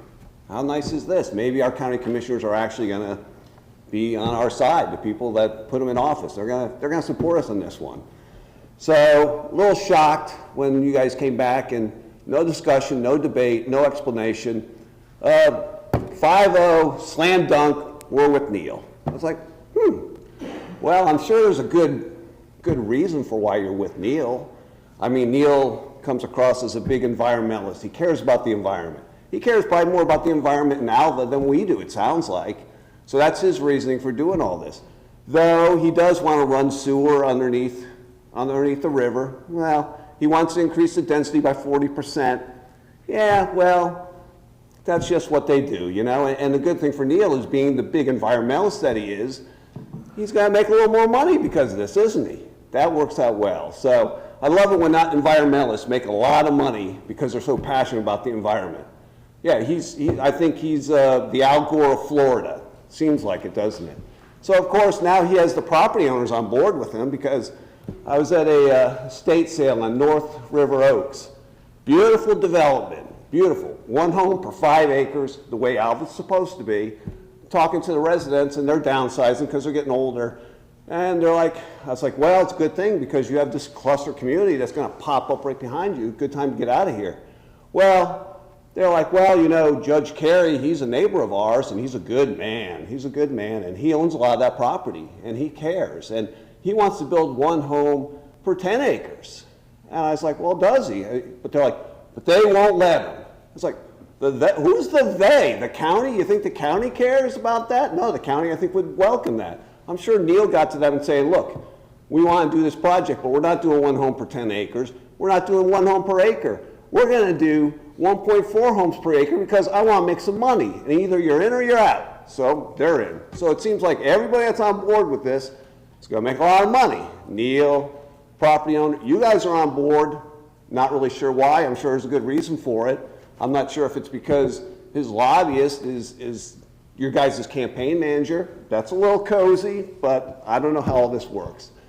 And I find it very offensive that our commissioner says that his number one priority is protecting the community. Well, show us that you want to protect the community. Have you done anything for our community that's protected it? I appreciate if you don't direct, you could Well, direct all to right, the board. all Don't right. direct Well, directly to Let one me person. make my last Have a statement great- then. okay, Last go ahead. statement is, Go ahead. I really enjoyed that the Space Shore thing, at least you guys did have some sort of debate and discussion about it. You're saying, well, growth is coming. Okay, your time's up. Make the point. What are you going to, well, growth is coming. What are you going to do? That's your Now your job is time's up. to Have a great control day. the Thank you, growth. sir. Don't let it go Thank you. crazy. Up next is Denise Eberly. Chairman, if I could. can I- Yeah, please, go ahead, Commissioner. Make a point over here. I appreciate everybody coming down today, and I know everybody's passionate about this, and everybody's frustrated to a certain point, but I want to reinforce, we were last listening to you. I know one comment earlier about saying I was dozing. I don't doze, but anyway, we're here to hear you, but I'm not sure why you think insults and attacking certain commissioners actually helps your efforts. We're here on an agenda item, and Chairman, I thank you for being patient, because I would have called people out 30 minutes ago for not sticking to the agenda. Or Robert's Rules, supposed to be talking the agenda item. Now, if you want to come up here and have your political sideshow to put on Facebook later, that's fine.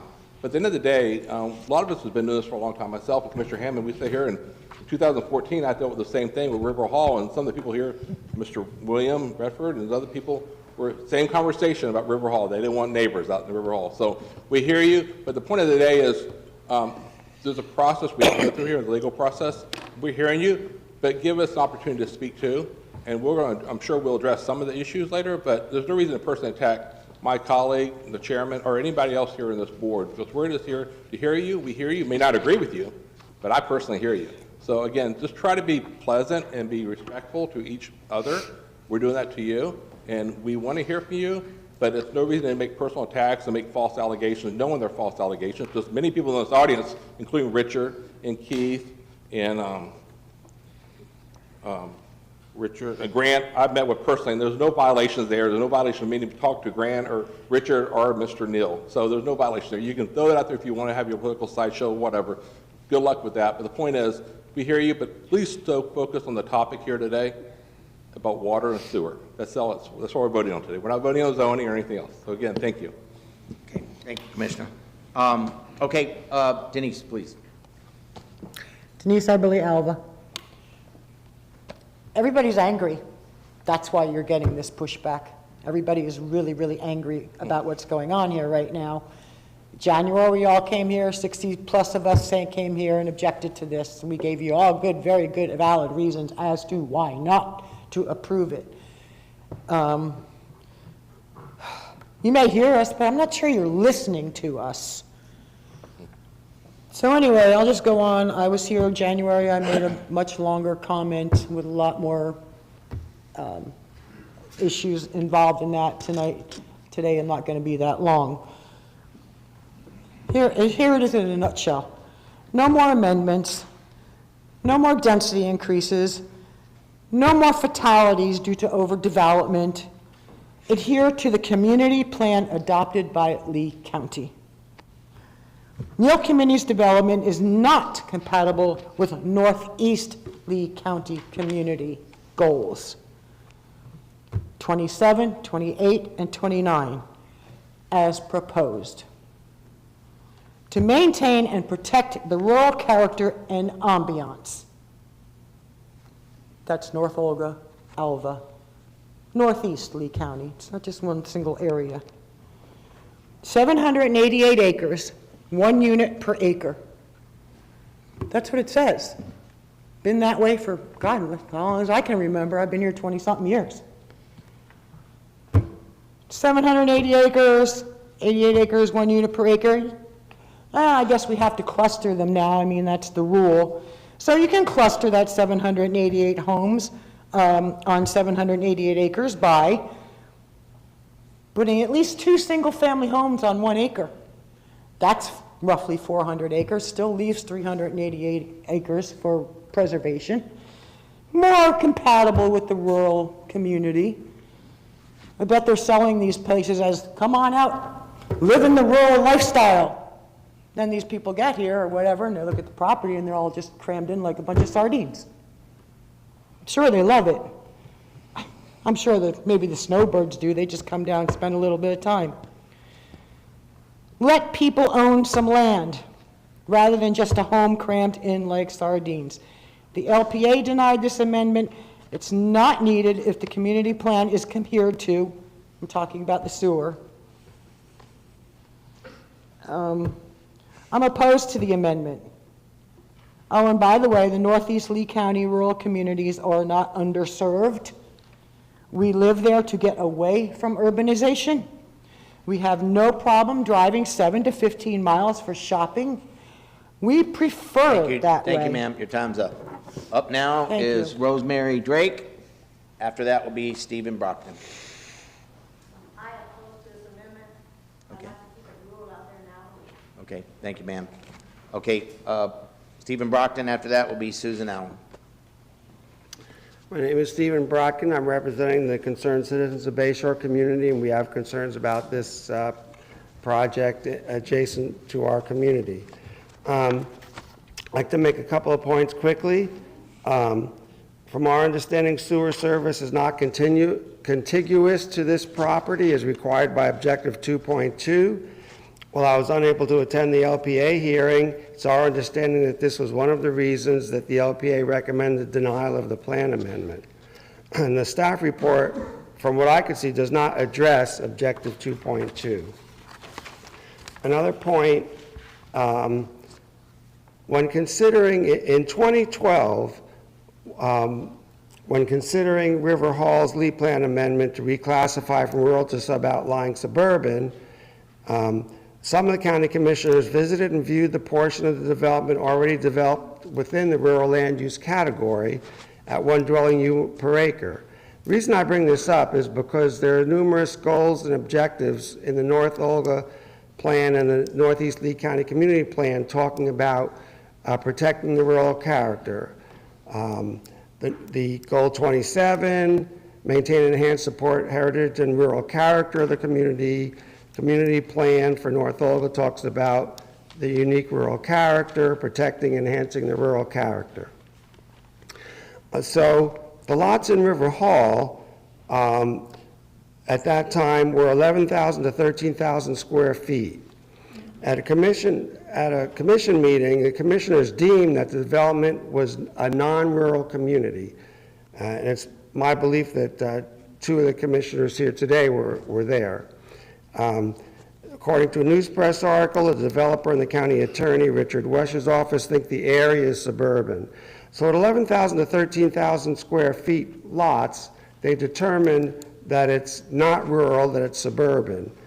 So now we're talking about 4,000 square foot lots, a third the size of some of the ones at River Hall, and they're trying to claim that their plans protect and enhance the rural character of North Olga community, when their plans clearly have a suburban character.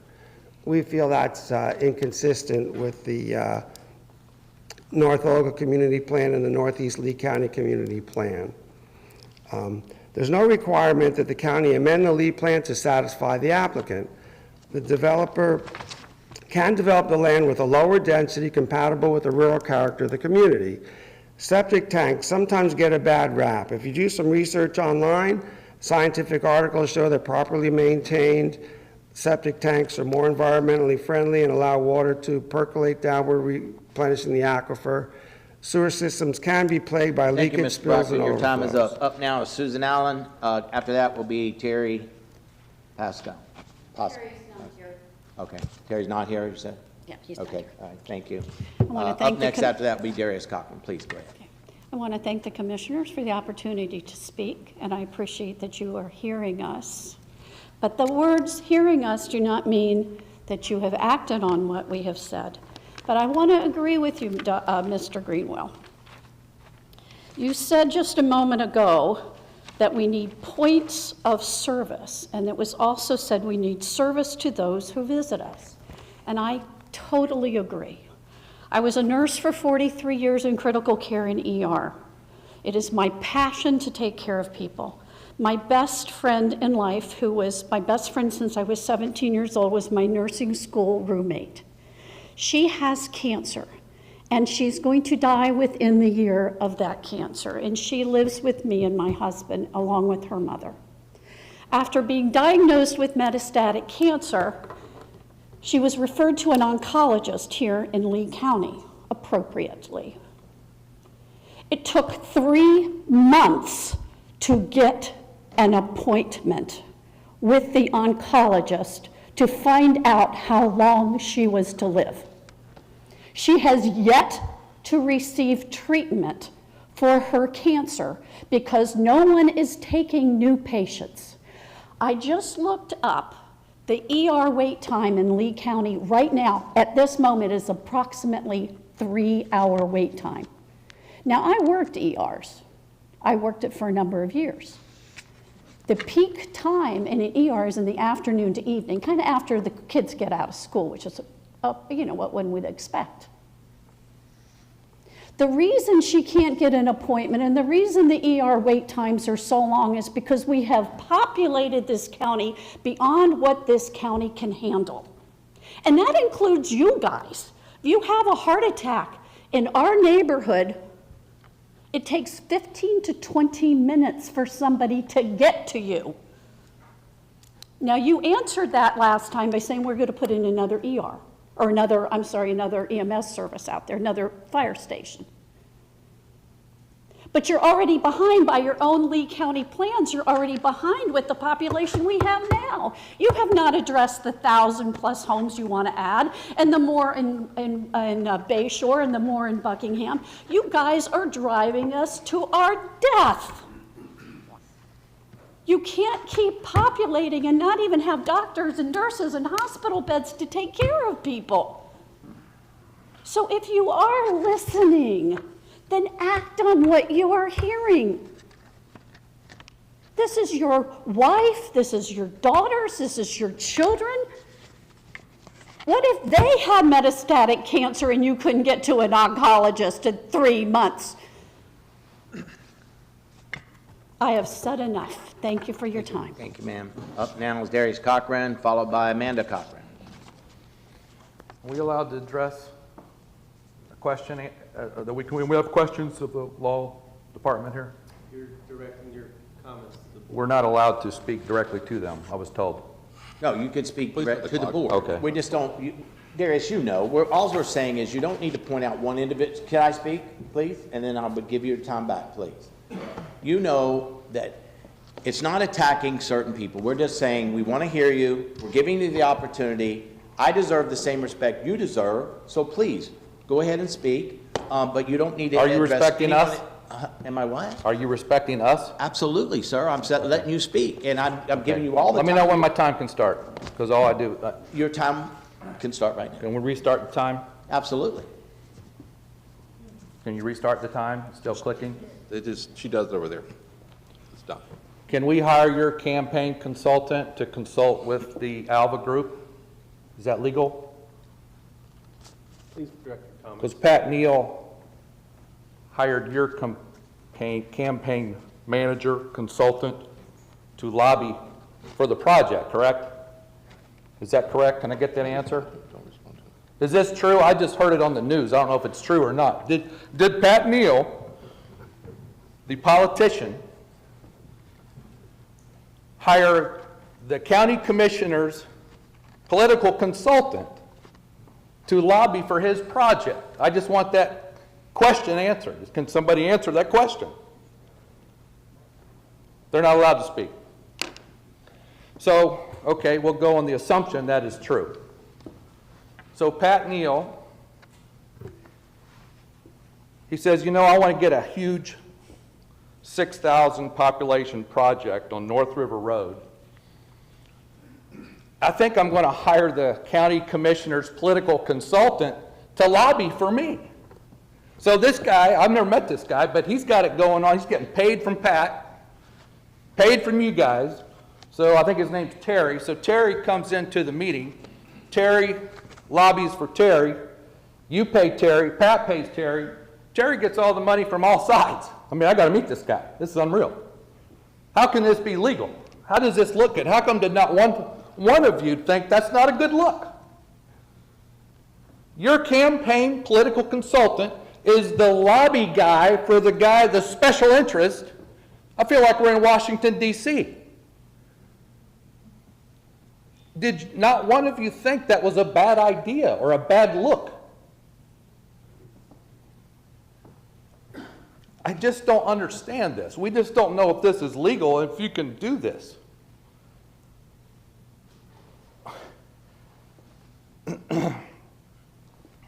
I feel like it's a liberal government takeover of our utility, water, and sewer, and you're pushing this out here. Last year, y'all raised the rates, which is basically a tax.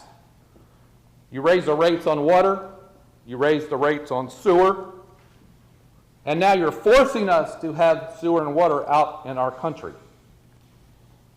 Even Babcock Ranch gave us 1/4 mile buffer off North River Road because it's a gem like Sanibel Island.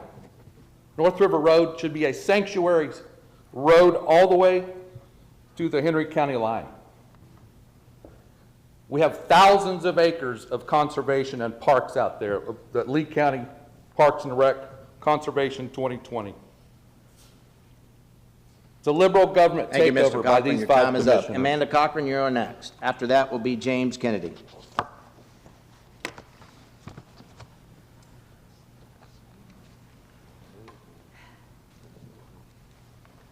A lot of passion here today.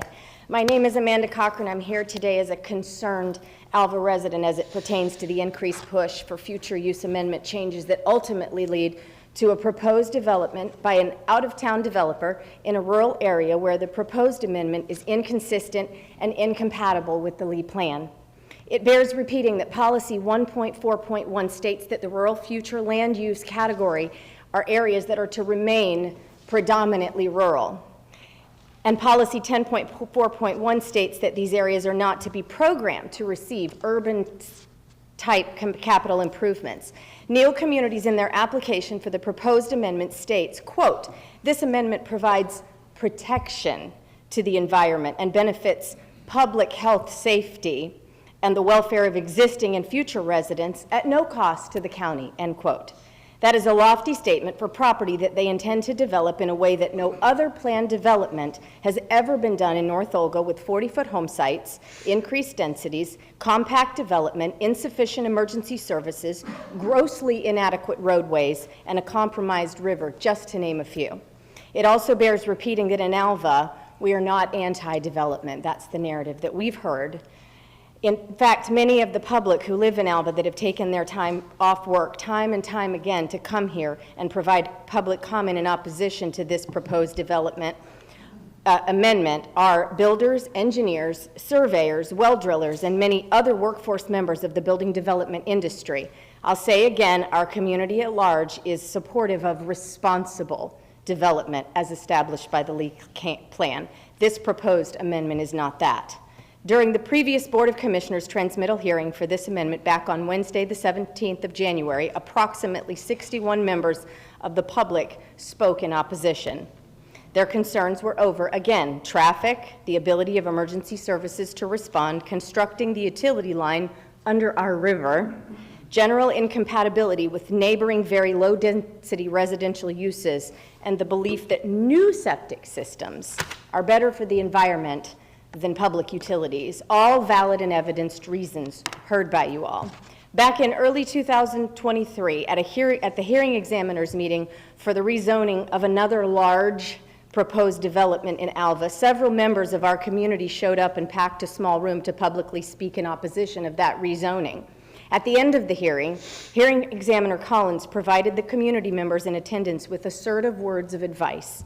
She strongly recommended that the appropriate and effective time for the community to come and speak out would be during the comprehensive plan amendment process instead of the zoning process.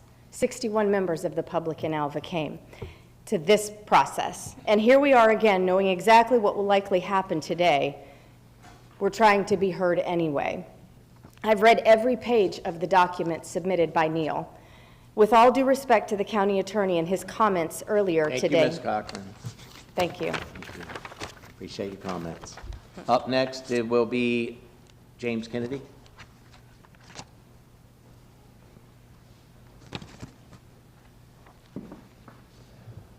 All right, so I didn't look up a bunch of statutes, regulatory numbers, that kind of stuff to bring with me this time, because the last couple times that we spoke here, that stuff seems to have fallen on deaf ears.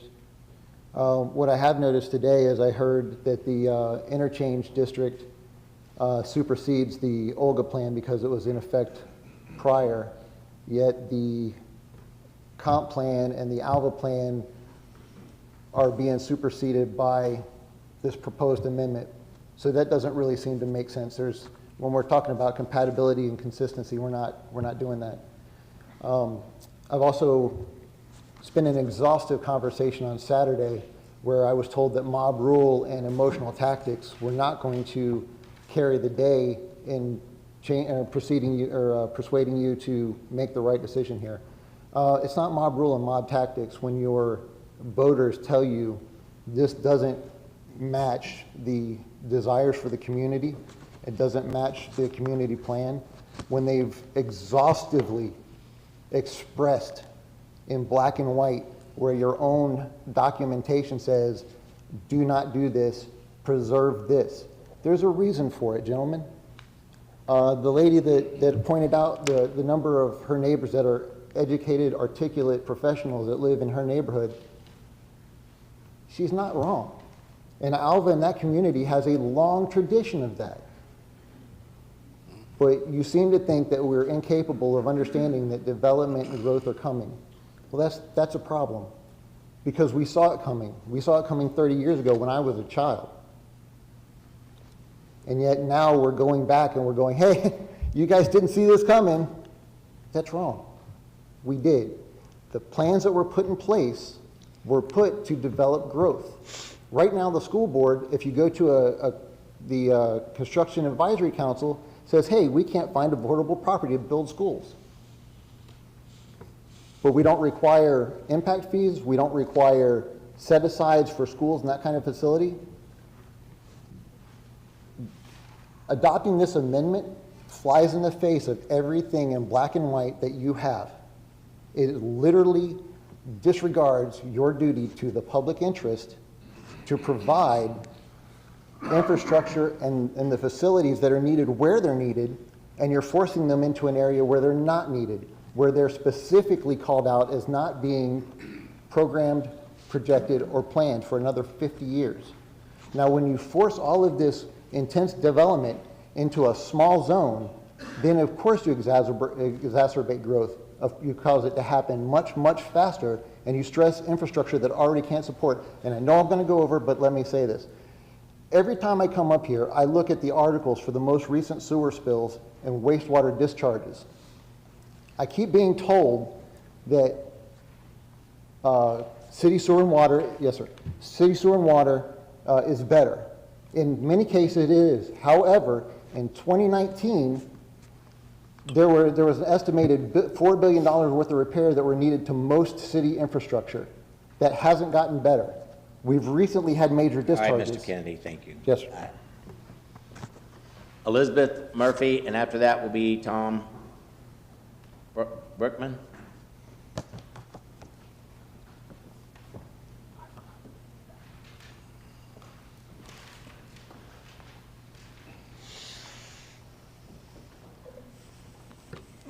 Good morning, Commissioners. My name is Elizabeth Murphy.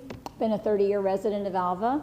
I don't have a prepared statement this morning, but I want to address what happened at the last hearing, and I do echo and support the respectful comments that have been given before. When we were here at the last meeting, we spent a countless amount of time explaining things. You've heard that many times now. And we were shocked and surprised that you all did not discuss it at all. And I know you've heard this multiple times already this morning, but I just want to let you know that you have constituents that have elected you.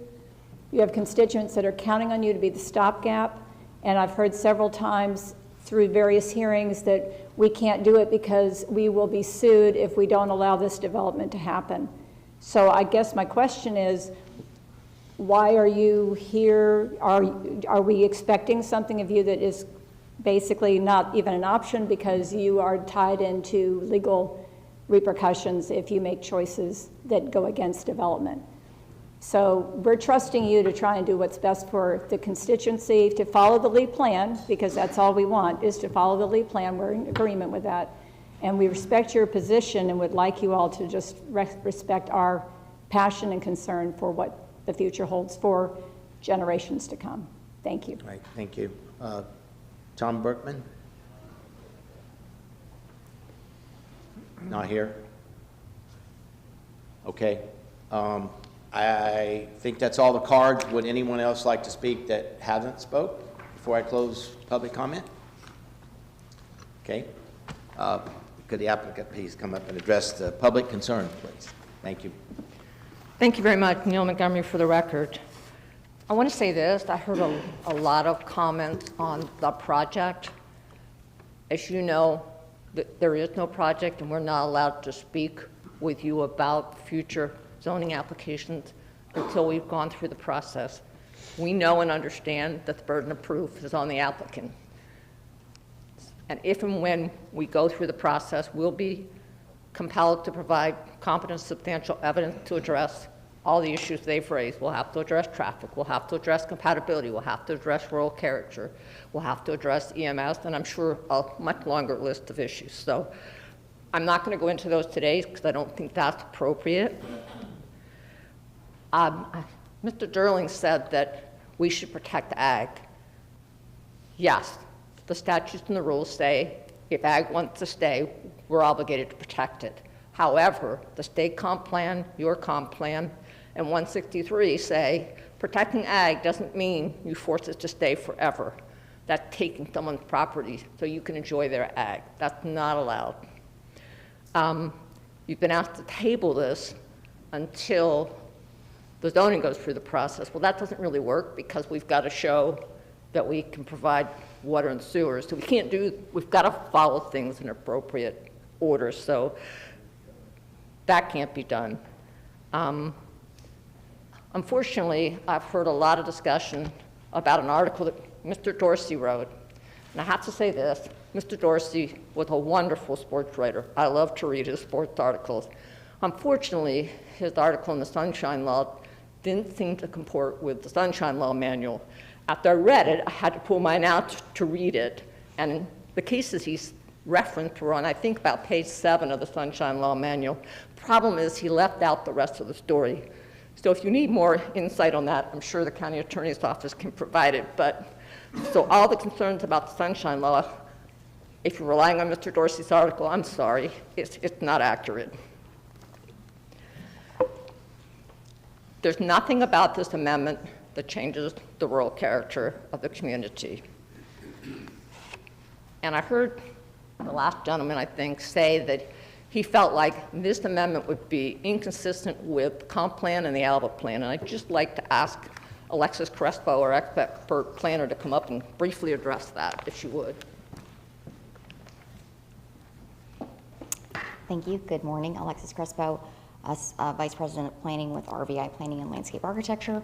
Our office did review the entirety of the LEAP plan, including the Northeast Lee County overarching goals, objectives, and policies, the ALVA policies, as well as the North Olga policies that are applicable to the subject property. And the application is deemed consistent with all of those policies, not only by the planners working on the petition, but also your staff. This community planning effort covers the entirety of the area. It does not prohibit utility extensions. It talks extensively about clustering, protection of rural character, protection of natural resources, protection of the Caloosahatchee River, protection of native habitat and wetlands. This comp plan amendment is not changing the rural future land use designation. It's asking to extend utilities in order to achieve all of those goals relating to environmental protection. With that, we do request your approval today. Yeah, I do just want to say this, that Someone suggested the septic tanks can be, Mr. Bracken, I believe, can work well. They can, but they don't work well in areas with a high water table, like here. They don't work well close to a river, like here. And what we're suggesting is consistent with the BMAP, and your job is to protect the public health, safety, and welfare, and promoting and protecting your natural resources through central water and sewer is doing your job. And I'd ask you to uphold the staff recommendation. Thank you. Thank you. All right, this time, would the board like to have discussion? Yes, Before we Mr. make a Chairman. motion? I'd like to. Yes, sir. Thanks, Mr. Chairman. So I want to say I appreciate all the comments that were made today. So let's go ahead and talk about it. One of the things that I think heard a lot of really emotional testimony today, we've seen, you know, articles and news coverage and things like that I think seems to omit a lot of stuff. I think one of the things that's been omitted today that hasn't really been talked about is the fact that Lee County government employs a professional planning staff in the community development department, right? So these are people who have gone to college, they're experts in their field, they know what they're talking about, and they've reviewed and analyzed this, and they've come up with a recommendation for us. And it's pretty lengthy. Let's see, we've got about 10 pages here. So if everybody will just, I don't know, indulge me for a second. Please. Let's go through some of these findings and analysis so that we can have a proper airing of this in public. And I'll just go ahead and address why I didn't have any comments at the end of the last hearing. It's because people were shouting F you at us from the audience. Okay, so I didn't think there was anything logical I could say that wouldn't be met with F you. Okay, so that's why I didn't say anything. But today has been a much more respectful day. So I'm going to go ahead and go through what I read when I did my homework on this, as I do my homework on every other thing. So page 1, cover sheet. Staff recommends the Board of County Commissioners adopt the requested amendments based on the analysis and findings provided of this staff report. So let's dig into the analysis and findings. Okay, so you guys talked about the concurrent rezoning requests. So Mr. Mora, you can direct it to whoever you would like to on your team to explain it, but basically explain to me concisely how did you analyze this application as it was put before you all? Thank you, Commissioner. We appreciate the opportunity to respond. Brandon Dunn will handle that question. We have to keep in mind what we're analyzing here today is the extension of the water and sewer line. We looked at several policies. Some policies that were brought up were the rural future land use category policy. You know, there is mention in that policy that it should not be expected to be programmed for capital improvements. That doesn't say that a private developer can't do it. So we didn't find it inconsistent with that policy. As Ms. Montgomery noted, there's also several policies within the goals and objectives of the Northeast Lee County goals, goals 27, 28, that goals 27 and 29, excuse me, that talk about preserving the rural character by clustering areas to preserve large view sheds of open tracts of land. While we're not reviewing the zoning, and we try to stay away from providing an analysis and an opinion on the zoning at this point, because we don't want to tie our hands in the future, allowing for the water and sewer utilities on this property would allow for that clustering. So again, it's not inconsistent with those Northeast Lee County goals and objectives that talk about clustering. And we're also cognizant of changes to state laws. There's state laws going through right now that are requiring Lee County to identify any lands or any properties that are less than an acre that have well and septic. We're not being specifically asked to provide water and sewer to them currently, but we're being asked to identify them and to come up with a plan to provide sewer for them in the next 10 years.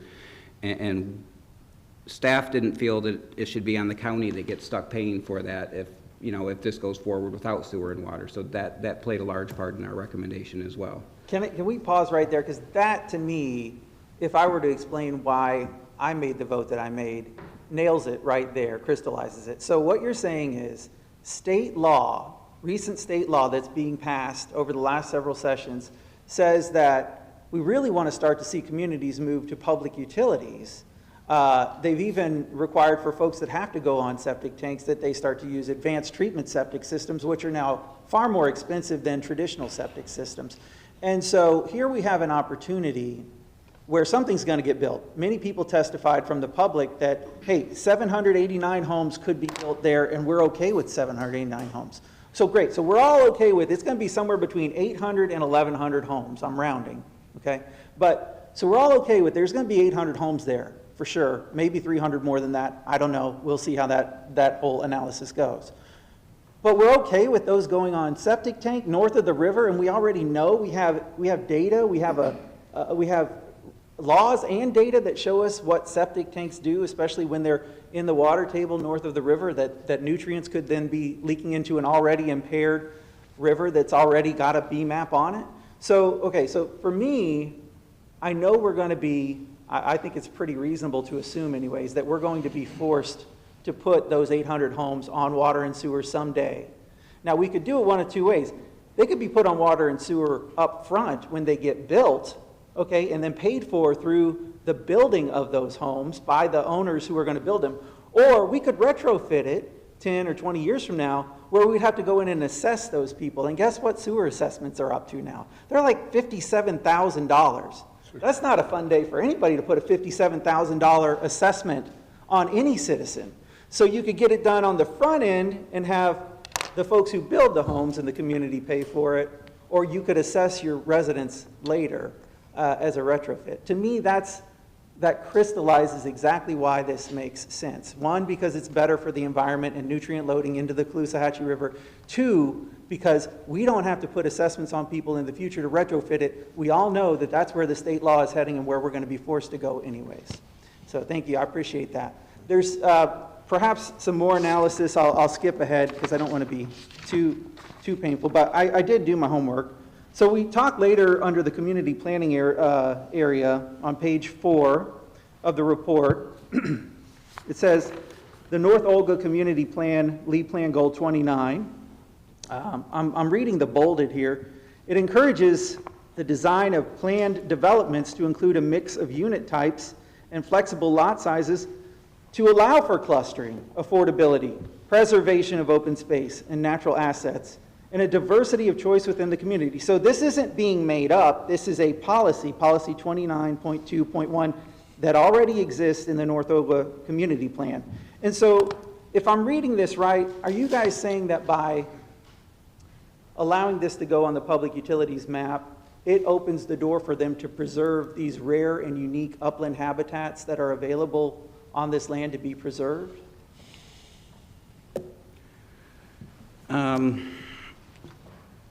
They could potentially cluster without being on the water, without being on this map. You know, they would have to be on well and septic. They would be limited in their density.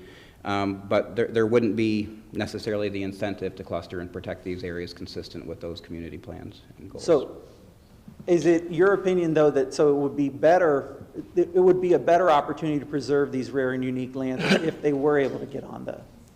Yes. So that's why you guys made the recommendation to adopt? Yes. Okay. All right. Well, thank you very much. I think that answers a lot of my questions. I can go into more detail. We got a 10-page report. We can break down every word of it. I hate so many times that you see news agencies completely omit the fact that we have an independent county staff of experts who review this, that by the Lee County Charter, we're prohibited from influencing that staff. We can't give them direction. We didn't tell them what to do or how to analyze this. They came up with the report and presented it to us, and now it's our job to make a decision on what we think is best for the entire community. And yes, we have 61 people who came and spoke at the last hearing and more who came and spoke today, who I respect completely. But we have 800,000 people who live here who I also respect, who also voted for me, who also expect me to make a really good decision based on the evidence that's presented in front of me. And so that's what I'm doing today. I hate that that gets omitted from all the news stories, but that's just what happens. All right, thank you, Mr. Hammond. Any other comments? Commissioner Rain. Sure. So first and foremost, let's address the issues. If Neil Montgomery came up, this is a water and sewer situation. I've been in office for 17 years. Anyone that's known me, first and foremost, if you call my office, I never deny an appointment. Mr. Darling was there, and several others came and went to me. Mr. Neal came to my office as well. Anyone calls my office, it does. I worked for 17 years for free. For free. Mr. Neal gave me $1,000 to my campaign, with less than 0.2% of what I raised. If you actually think, considering I donate my entire salary, that's going to persuade me, because I worked for 17 years for free, that's not going to happen. The rude behavior, being called an effing asshole, and unfortunately, that's basically what was said to me outside my office, and the person that said it to me knows exactly who I'm talking about. Rhetoric and innuendos don't make facts. What I spoke about was water and sewer. Since 2007, I've led the county and talked about water and sewer. I was appointed by 2 governors to actually deal with water and sewer. Septic has been a problem and continues to be a problem. High water tables is an issue. Those are my comments on the record. When I made this, I actually applauded Mr. Neal because he was actually putting in sewer, which is much better. We don't do anything relative to that. So those facts are on the table. The article that was put out, unfortunately, is a personal vendetta that Mr. Dorsey has against me. We talked about this years ago. I bought a house, and he basically couldn't believe that I was buying a house in Cape Coral. It was one of the highest expensive houses out there. I was on food stamps and welfare. What I've done, I'm done differently. He went to private schools, he did whatever. There's an envious, he told me 7 years he hadn't got a raise at the news press. So, the issue, quite frankly, is insulting because the facts aren't there. To violate sunshine, to break a law for a job I get paid nothing for, is so infactual, so incorrect, and so insulting in so many ways. I've answered your issues. I've never said anything to anyone. I've never looked anyone in the face and told you go F yourself. No matter what the situation is, I've always had it. Mr. Durling was in my office and several others. I listen to anyone that needs to. That's why I'm here. My family lives here. My in-laws live here. I've dealt with the medical issues you're referring to. I'm a cancer survivor too, so I understand exactly what you're saying. But this is a water and sewer transmission that we're doing. That's what it is. In my professional opinion, having been the water person that most people say, water is certainly on sewer is much better than septic, especially when you're in high tables. That's what I said last table. That's what I'm saying this. I wanted to clear up some of the issues on the fact, because you know what? People don't like my opinion. That's fine. Respect is all you ask for. And Mr. Fisher, I appreciate you asking us to give our comments, explain them. That's exactly what we need to do. You call my number, I'll answer the phone. Always have, always will. When you take cheap shots, it's just uncalled for. It's not necessary. It's unprofessional. I didn't think that would take place at any point in time. I appreciate your situation. I appreciate it. But Commissioner Hammond couldn't have nailed it any better if he wanted to. Read it verbatim. Substantial facts we have to go within. Both Cecil and Brian, as I can call them because they've been my friends, walked into this county with over $300 million worth of lawsuits from Bert Harris.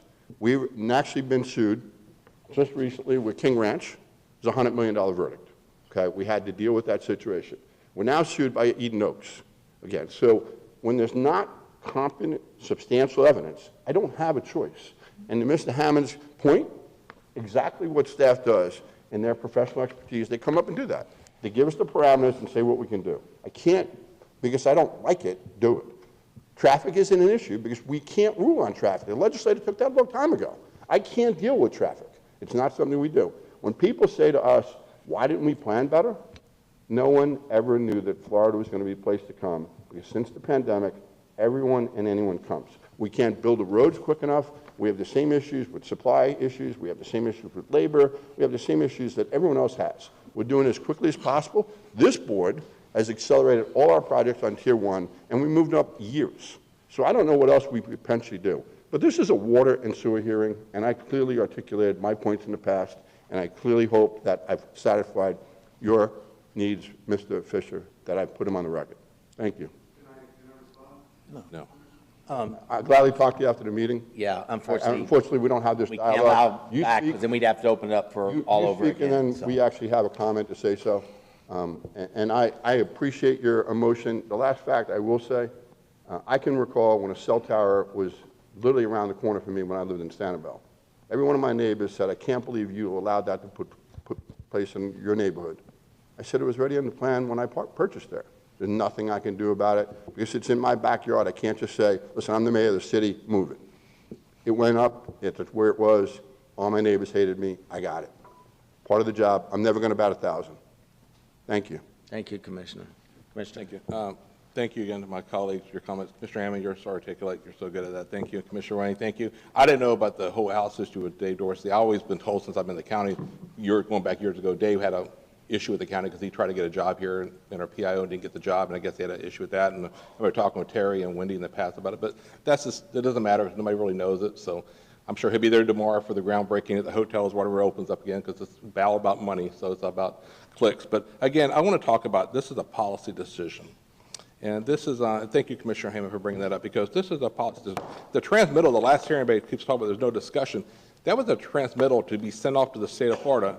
Not only do we have our county staff then to make comments about it, I want to read what we actually voted for back in January, and that was the review from the state. So the state review came back and said, Lee County received responses from the Florida Department of Commerce, the Florida Department of Transportation, FDOT, the Florida Department of Environmental Protection, and the Florida Fish and Wildlife Conservation Commission. The state reviewing agencies had no comments. You hear that? No comments. Recommendations or objections on proposal amendments. So, like Commissioner Hammond pointed out, our staff reviewed this with no interjection from the county commission. The state agencies, we have no, I don't know who works there, reviewed this and had no comments or objections.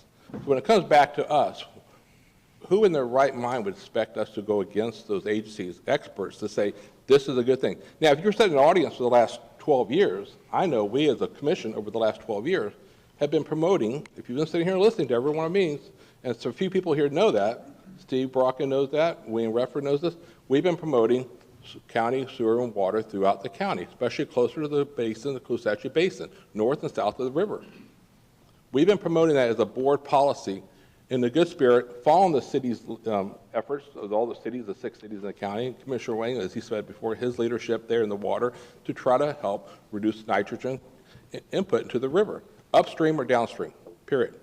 We do our own part here, plus what comes up the river from the Lake Okeechobee and north of us here. So that's a policy decision. It has nothing to do with zoning.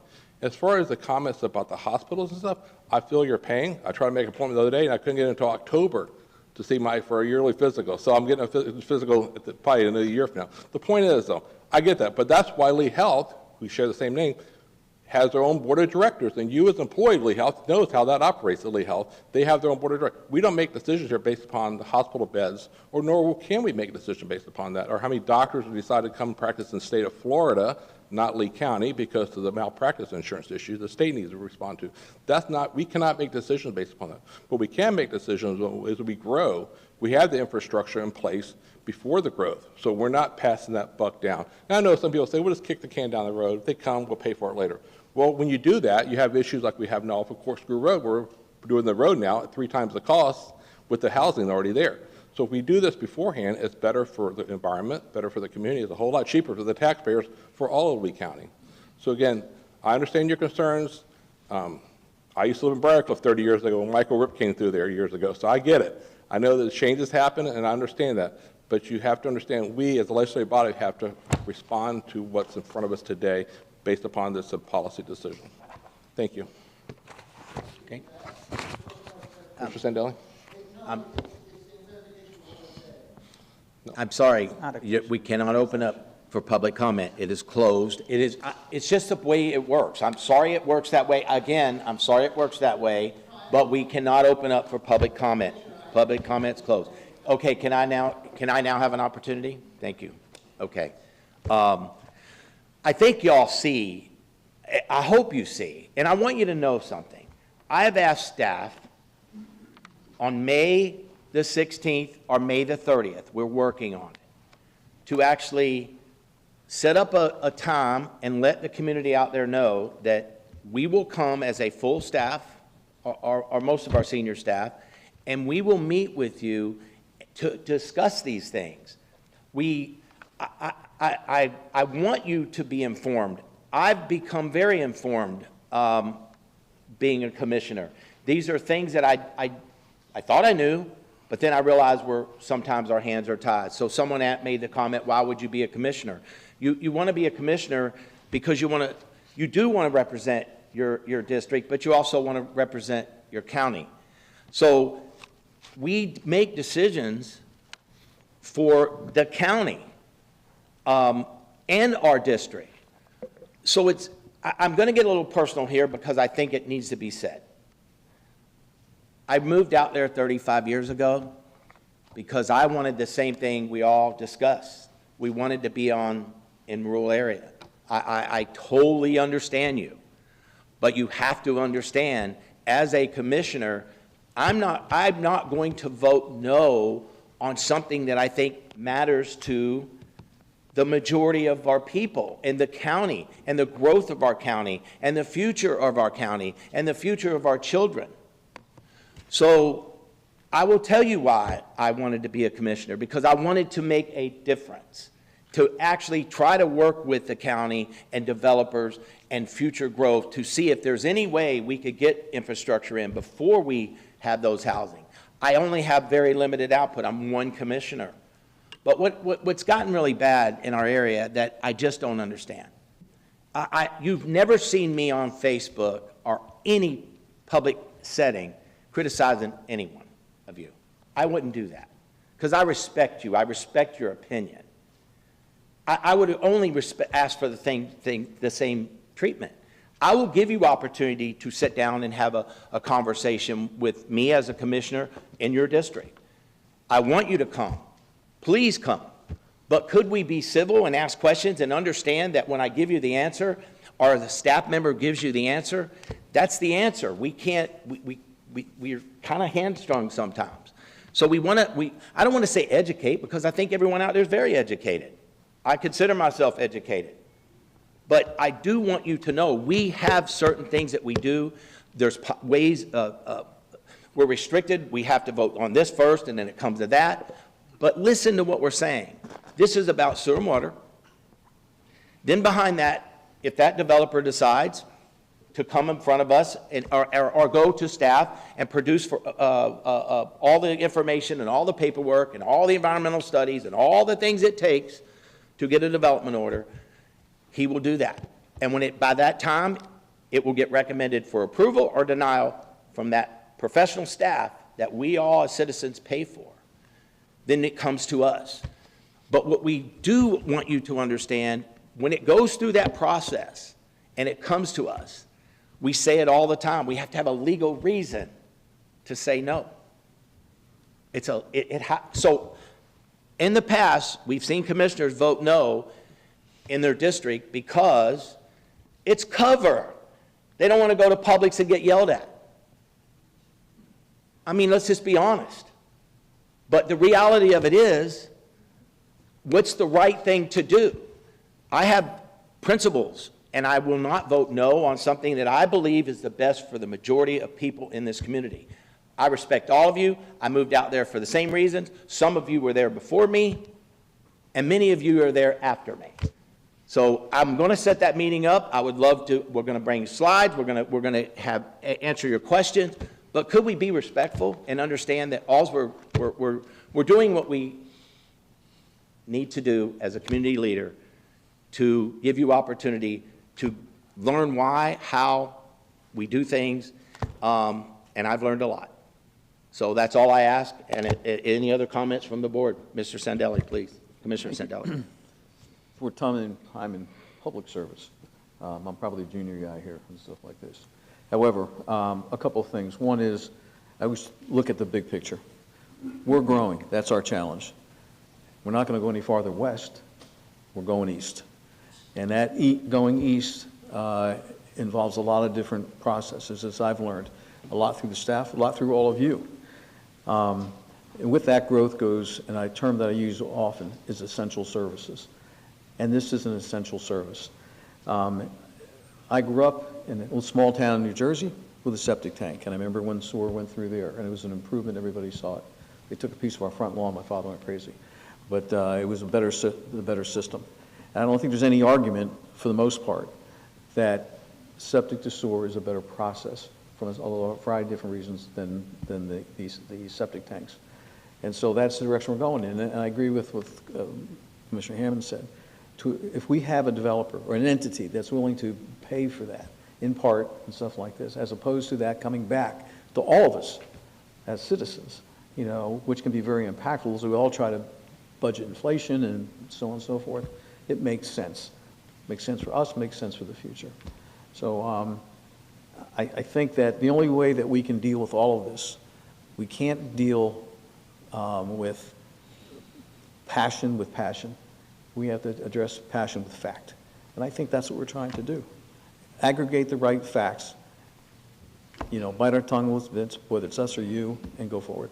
Thank you. All right, before we make a motion, the last statement I'd like to make is, you asked to be heard, and you're being heard. You will get many other opportunities to be heard. And at that point, at this point, would we, any other discussion at the board? Yeah, Commissioner Hammond, please. Mr. Chairman, thank you so much. I'll make a couple comments, and then I'd like to go ahead and make a motion real quick. So just one last thing, just to kind of tie everything up, because I think it gets said a lot, and I think it gets confusing. But one of the last women who spoke actually made the best point. She's like, "Are we asking you to do something that you can't do?"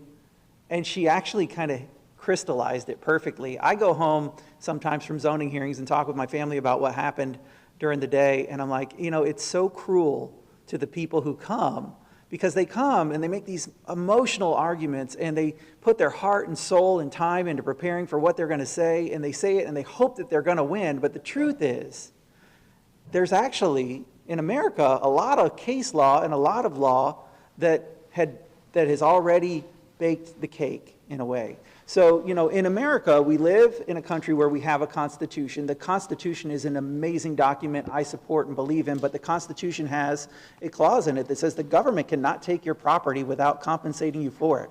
And that means they can't regulate away the use of your property either, because that is in effect a taking of your property, again, without compensating you for it. To kind of give you the Cliff's Notes, then the state of Florida goes on top of that with the Burt-Harris law and says, if you inordinately burden, again, you owe more money because you've taken the use of property. So already, unless we've got really good, competent, substantial evidence to regulate away the use of somebody's property, the answer's done, and it's set in law. Again, remember, the Constitution and these laws are actually meant to restrain the government in order to protect the people and their rights to be free. That's what we wanted in this country. We wanted to be free from the government running us. The other thing that I think is amazing is people talk about, well, you're overpopulating this area. The truth is, we don't vote on who can move here and who can't move here. We don't vote on who can sell their house and who can't sell their house and who they sell it to. I mean, that's not, you're giving the government way too much credit. The government doesn't have the ability to do any of that. The market moves a lot of that, and I believe in capitalism, and I think it's the greatest system, in the world.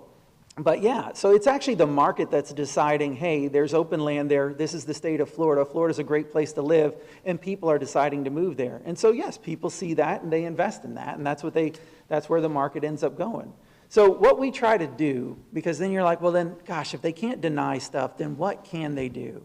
What we try to do is we try to work with our amazing staff to look at ways to make things as compatible as possible. And we got some really good folks who really do try and look at ways to make things as compatible as possible. And we look at things like buffers. We look at things like, how can we have the developer pay for the impacts like the sewer and the water and the roads and things like that. We do charge impact fees in Lee County for schools and sewer and all these things. I mean, those things are all charged for.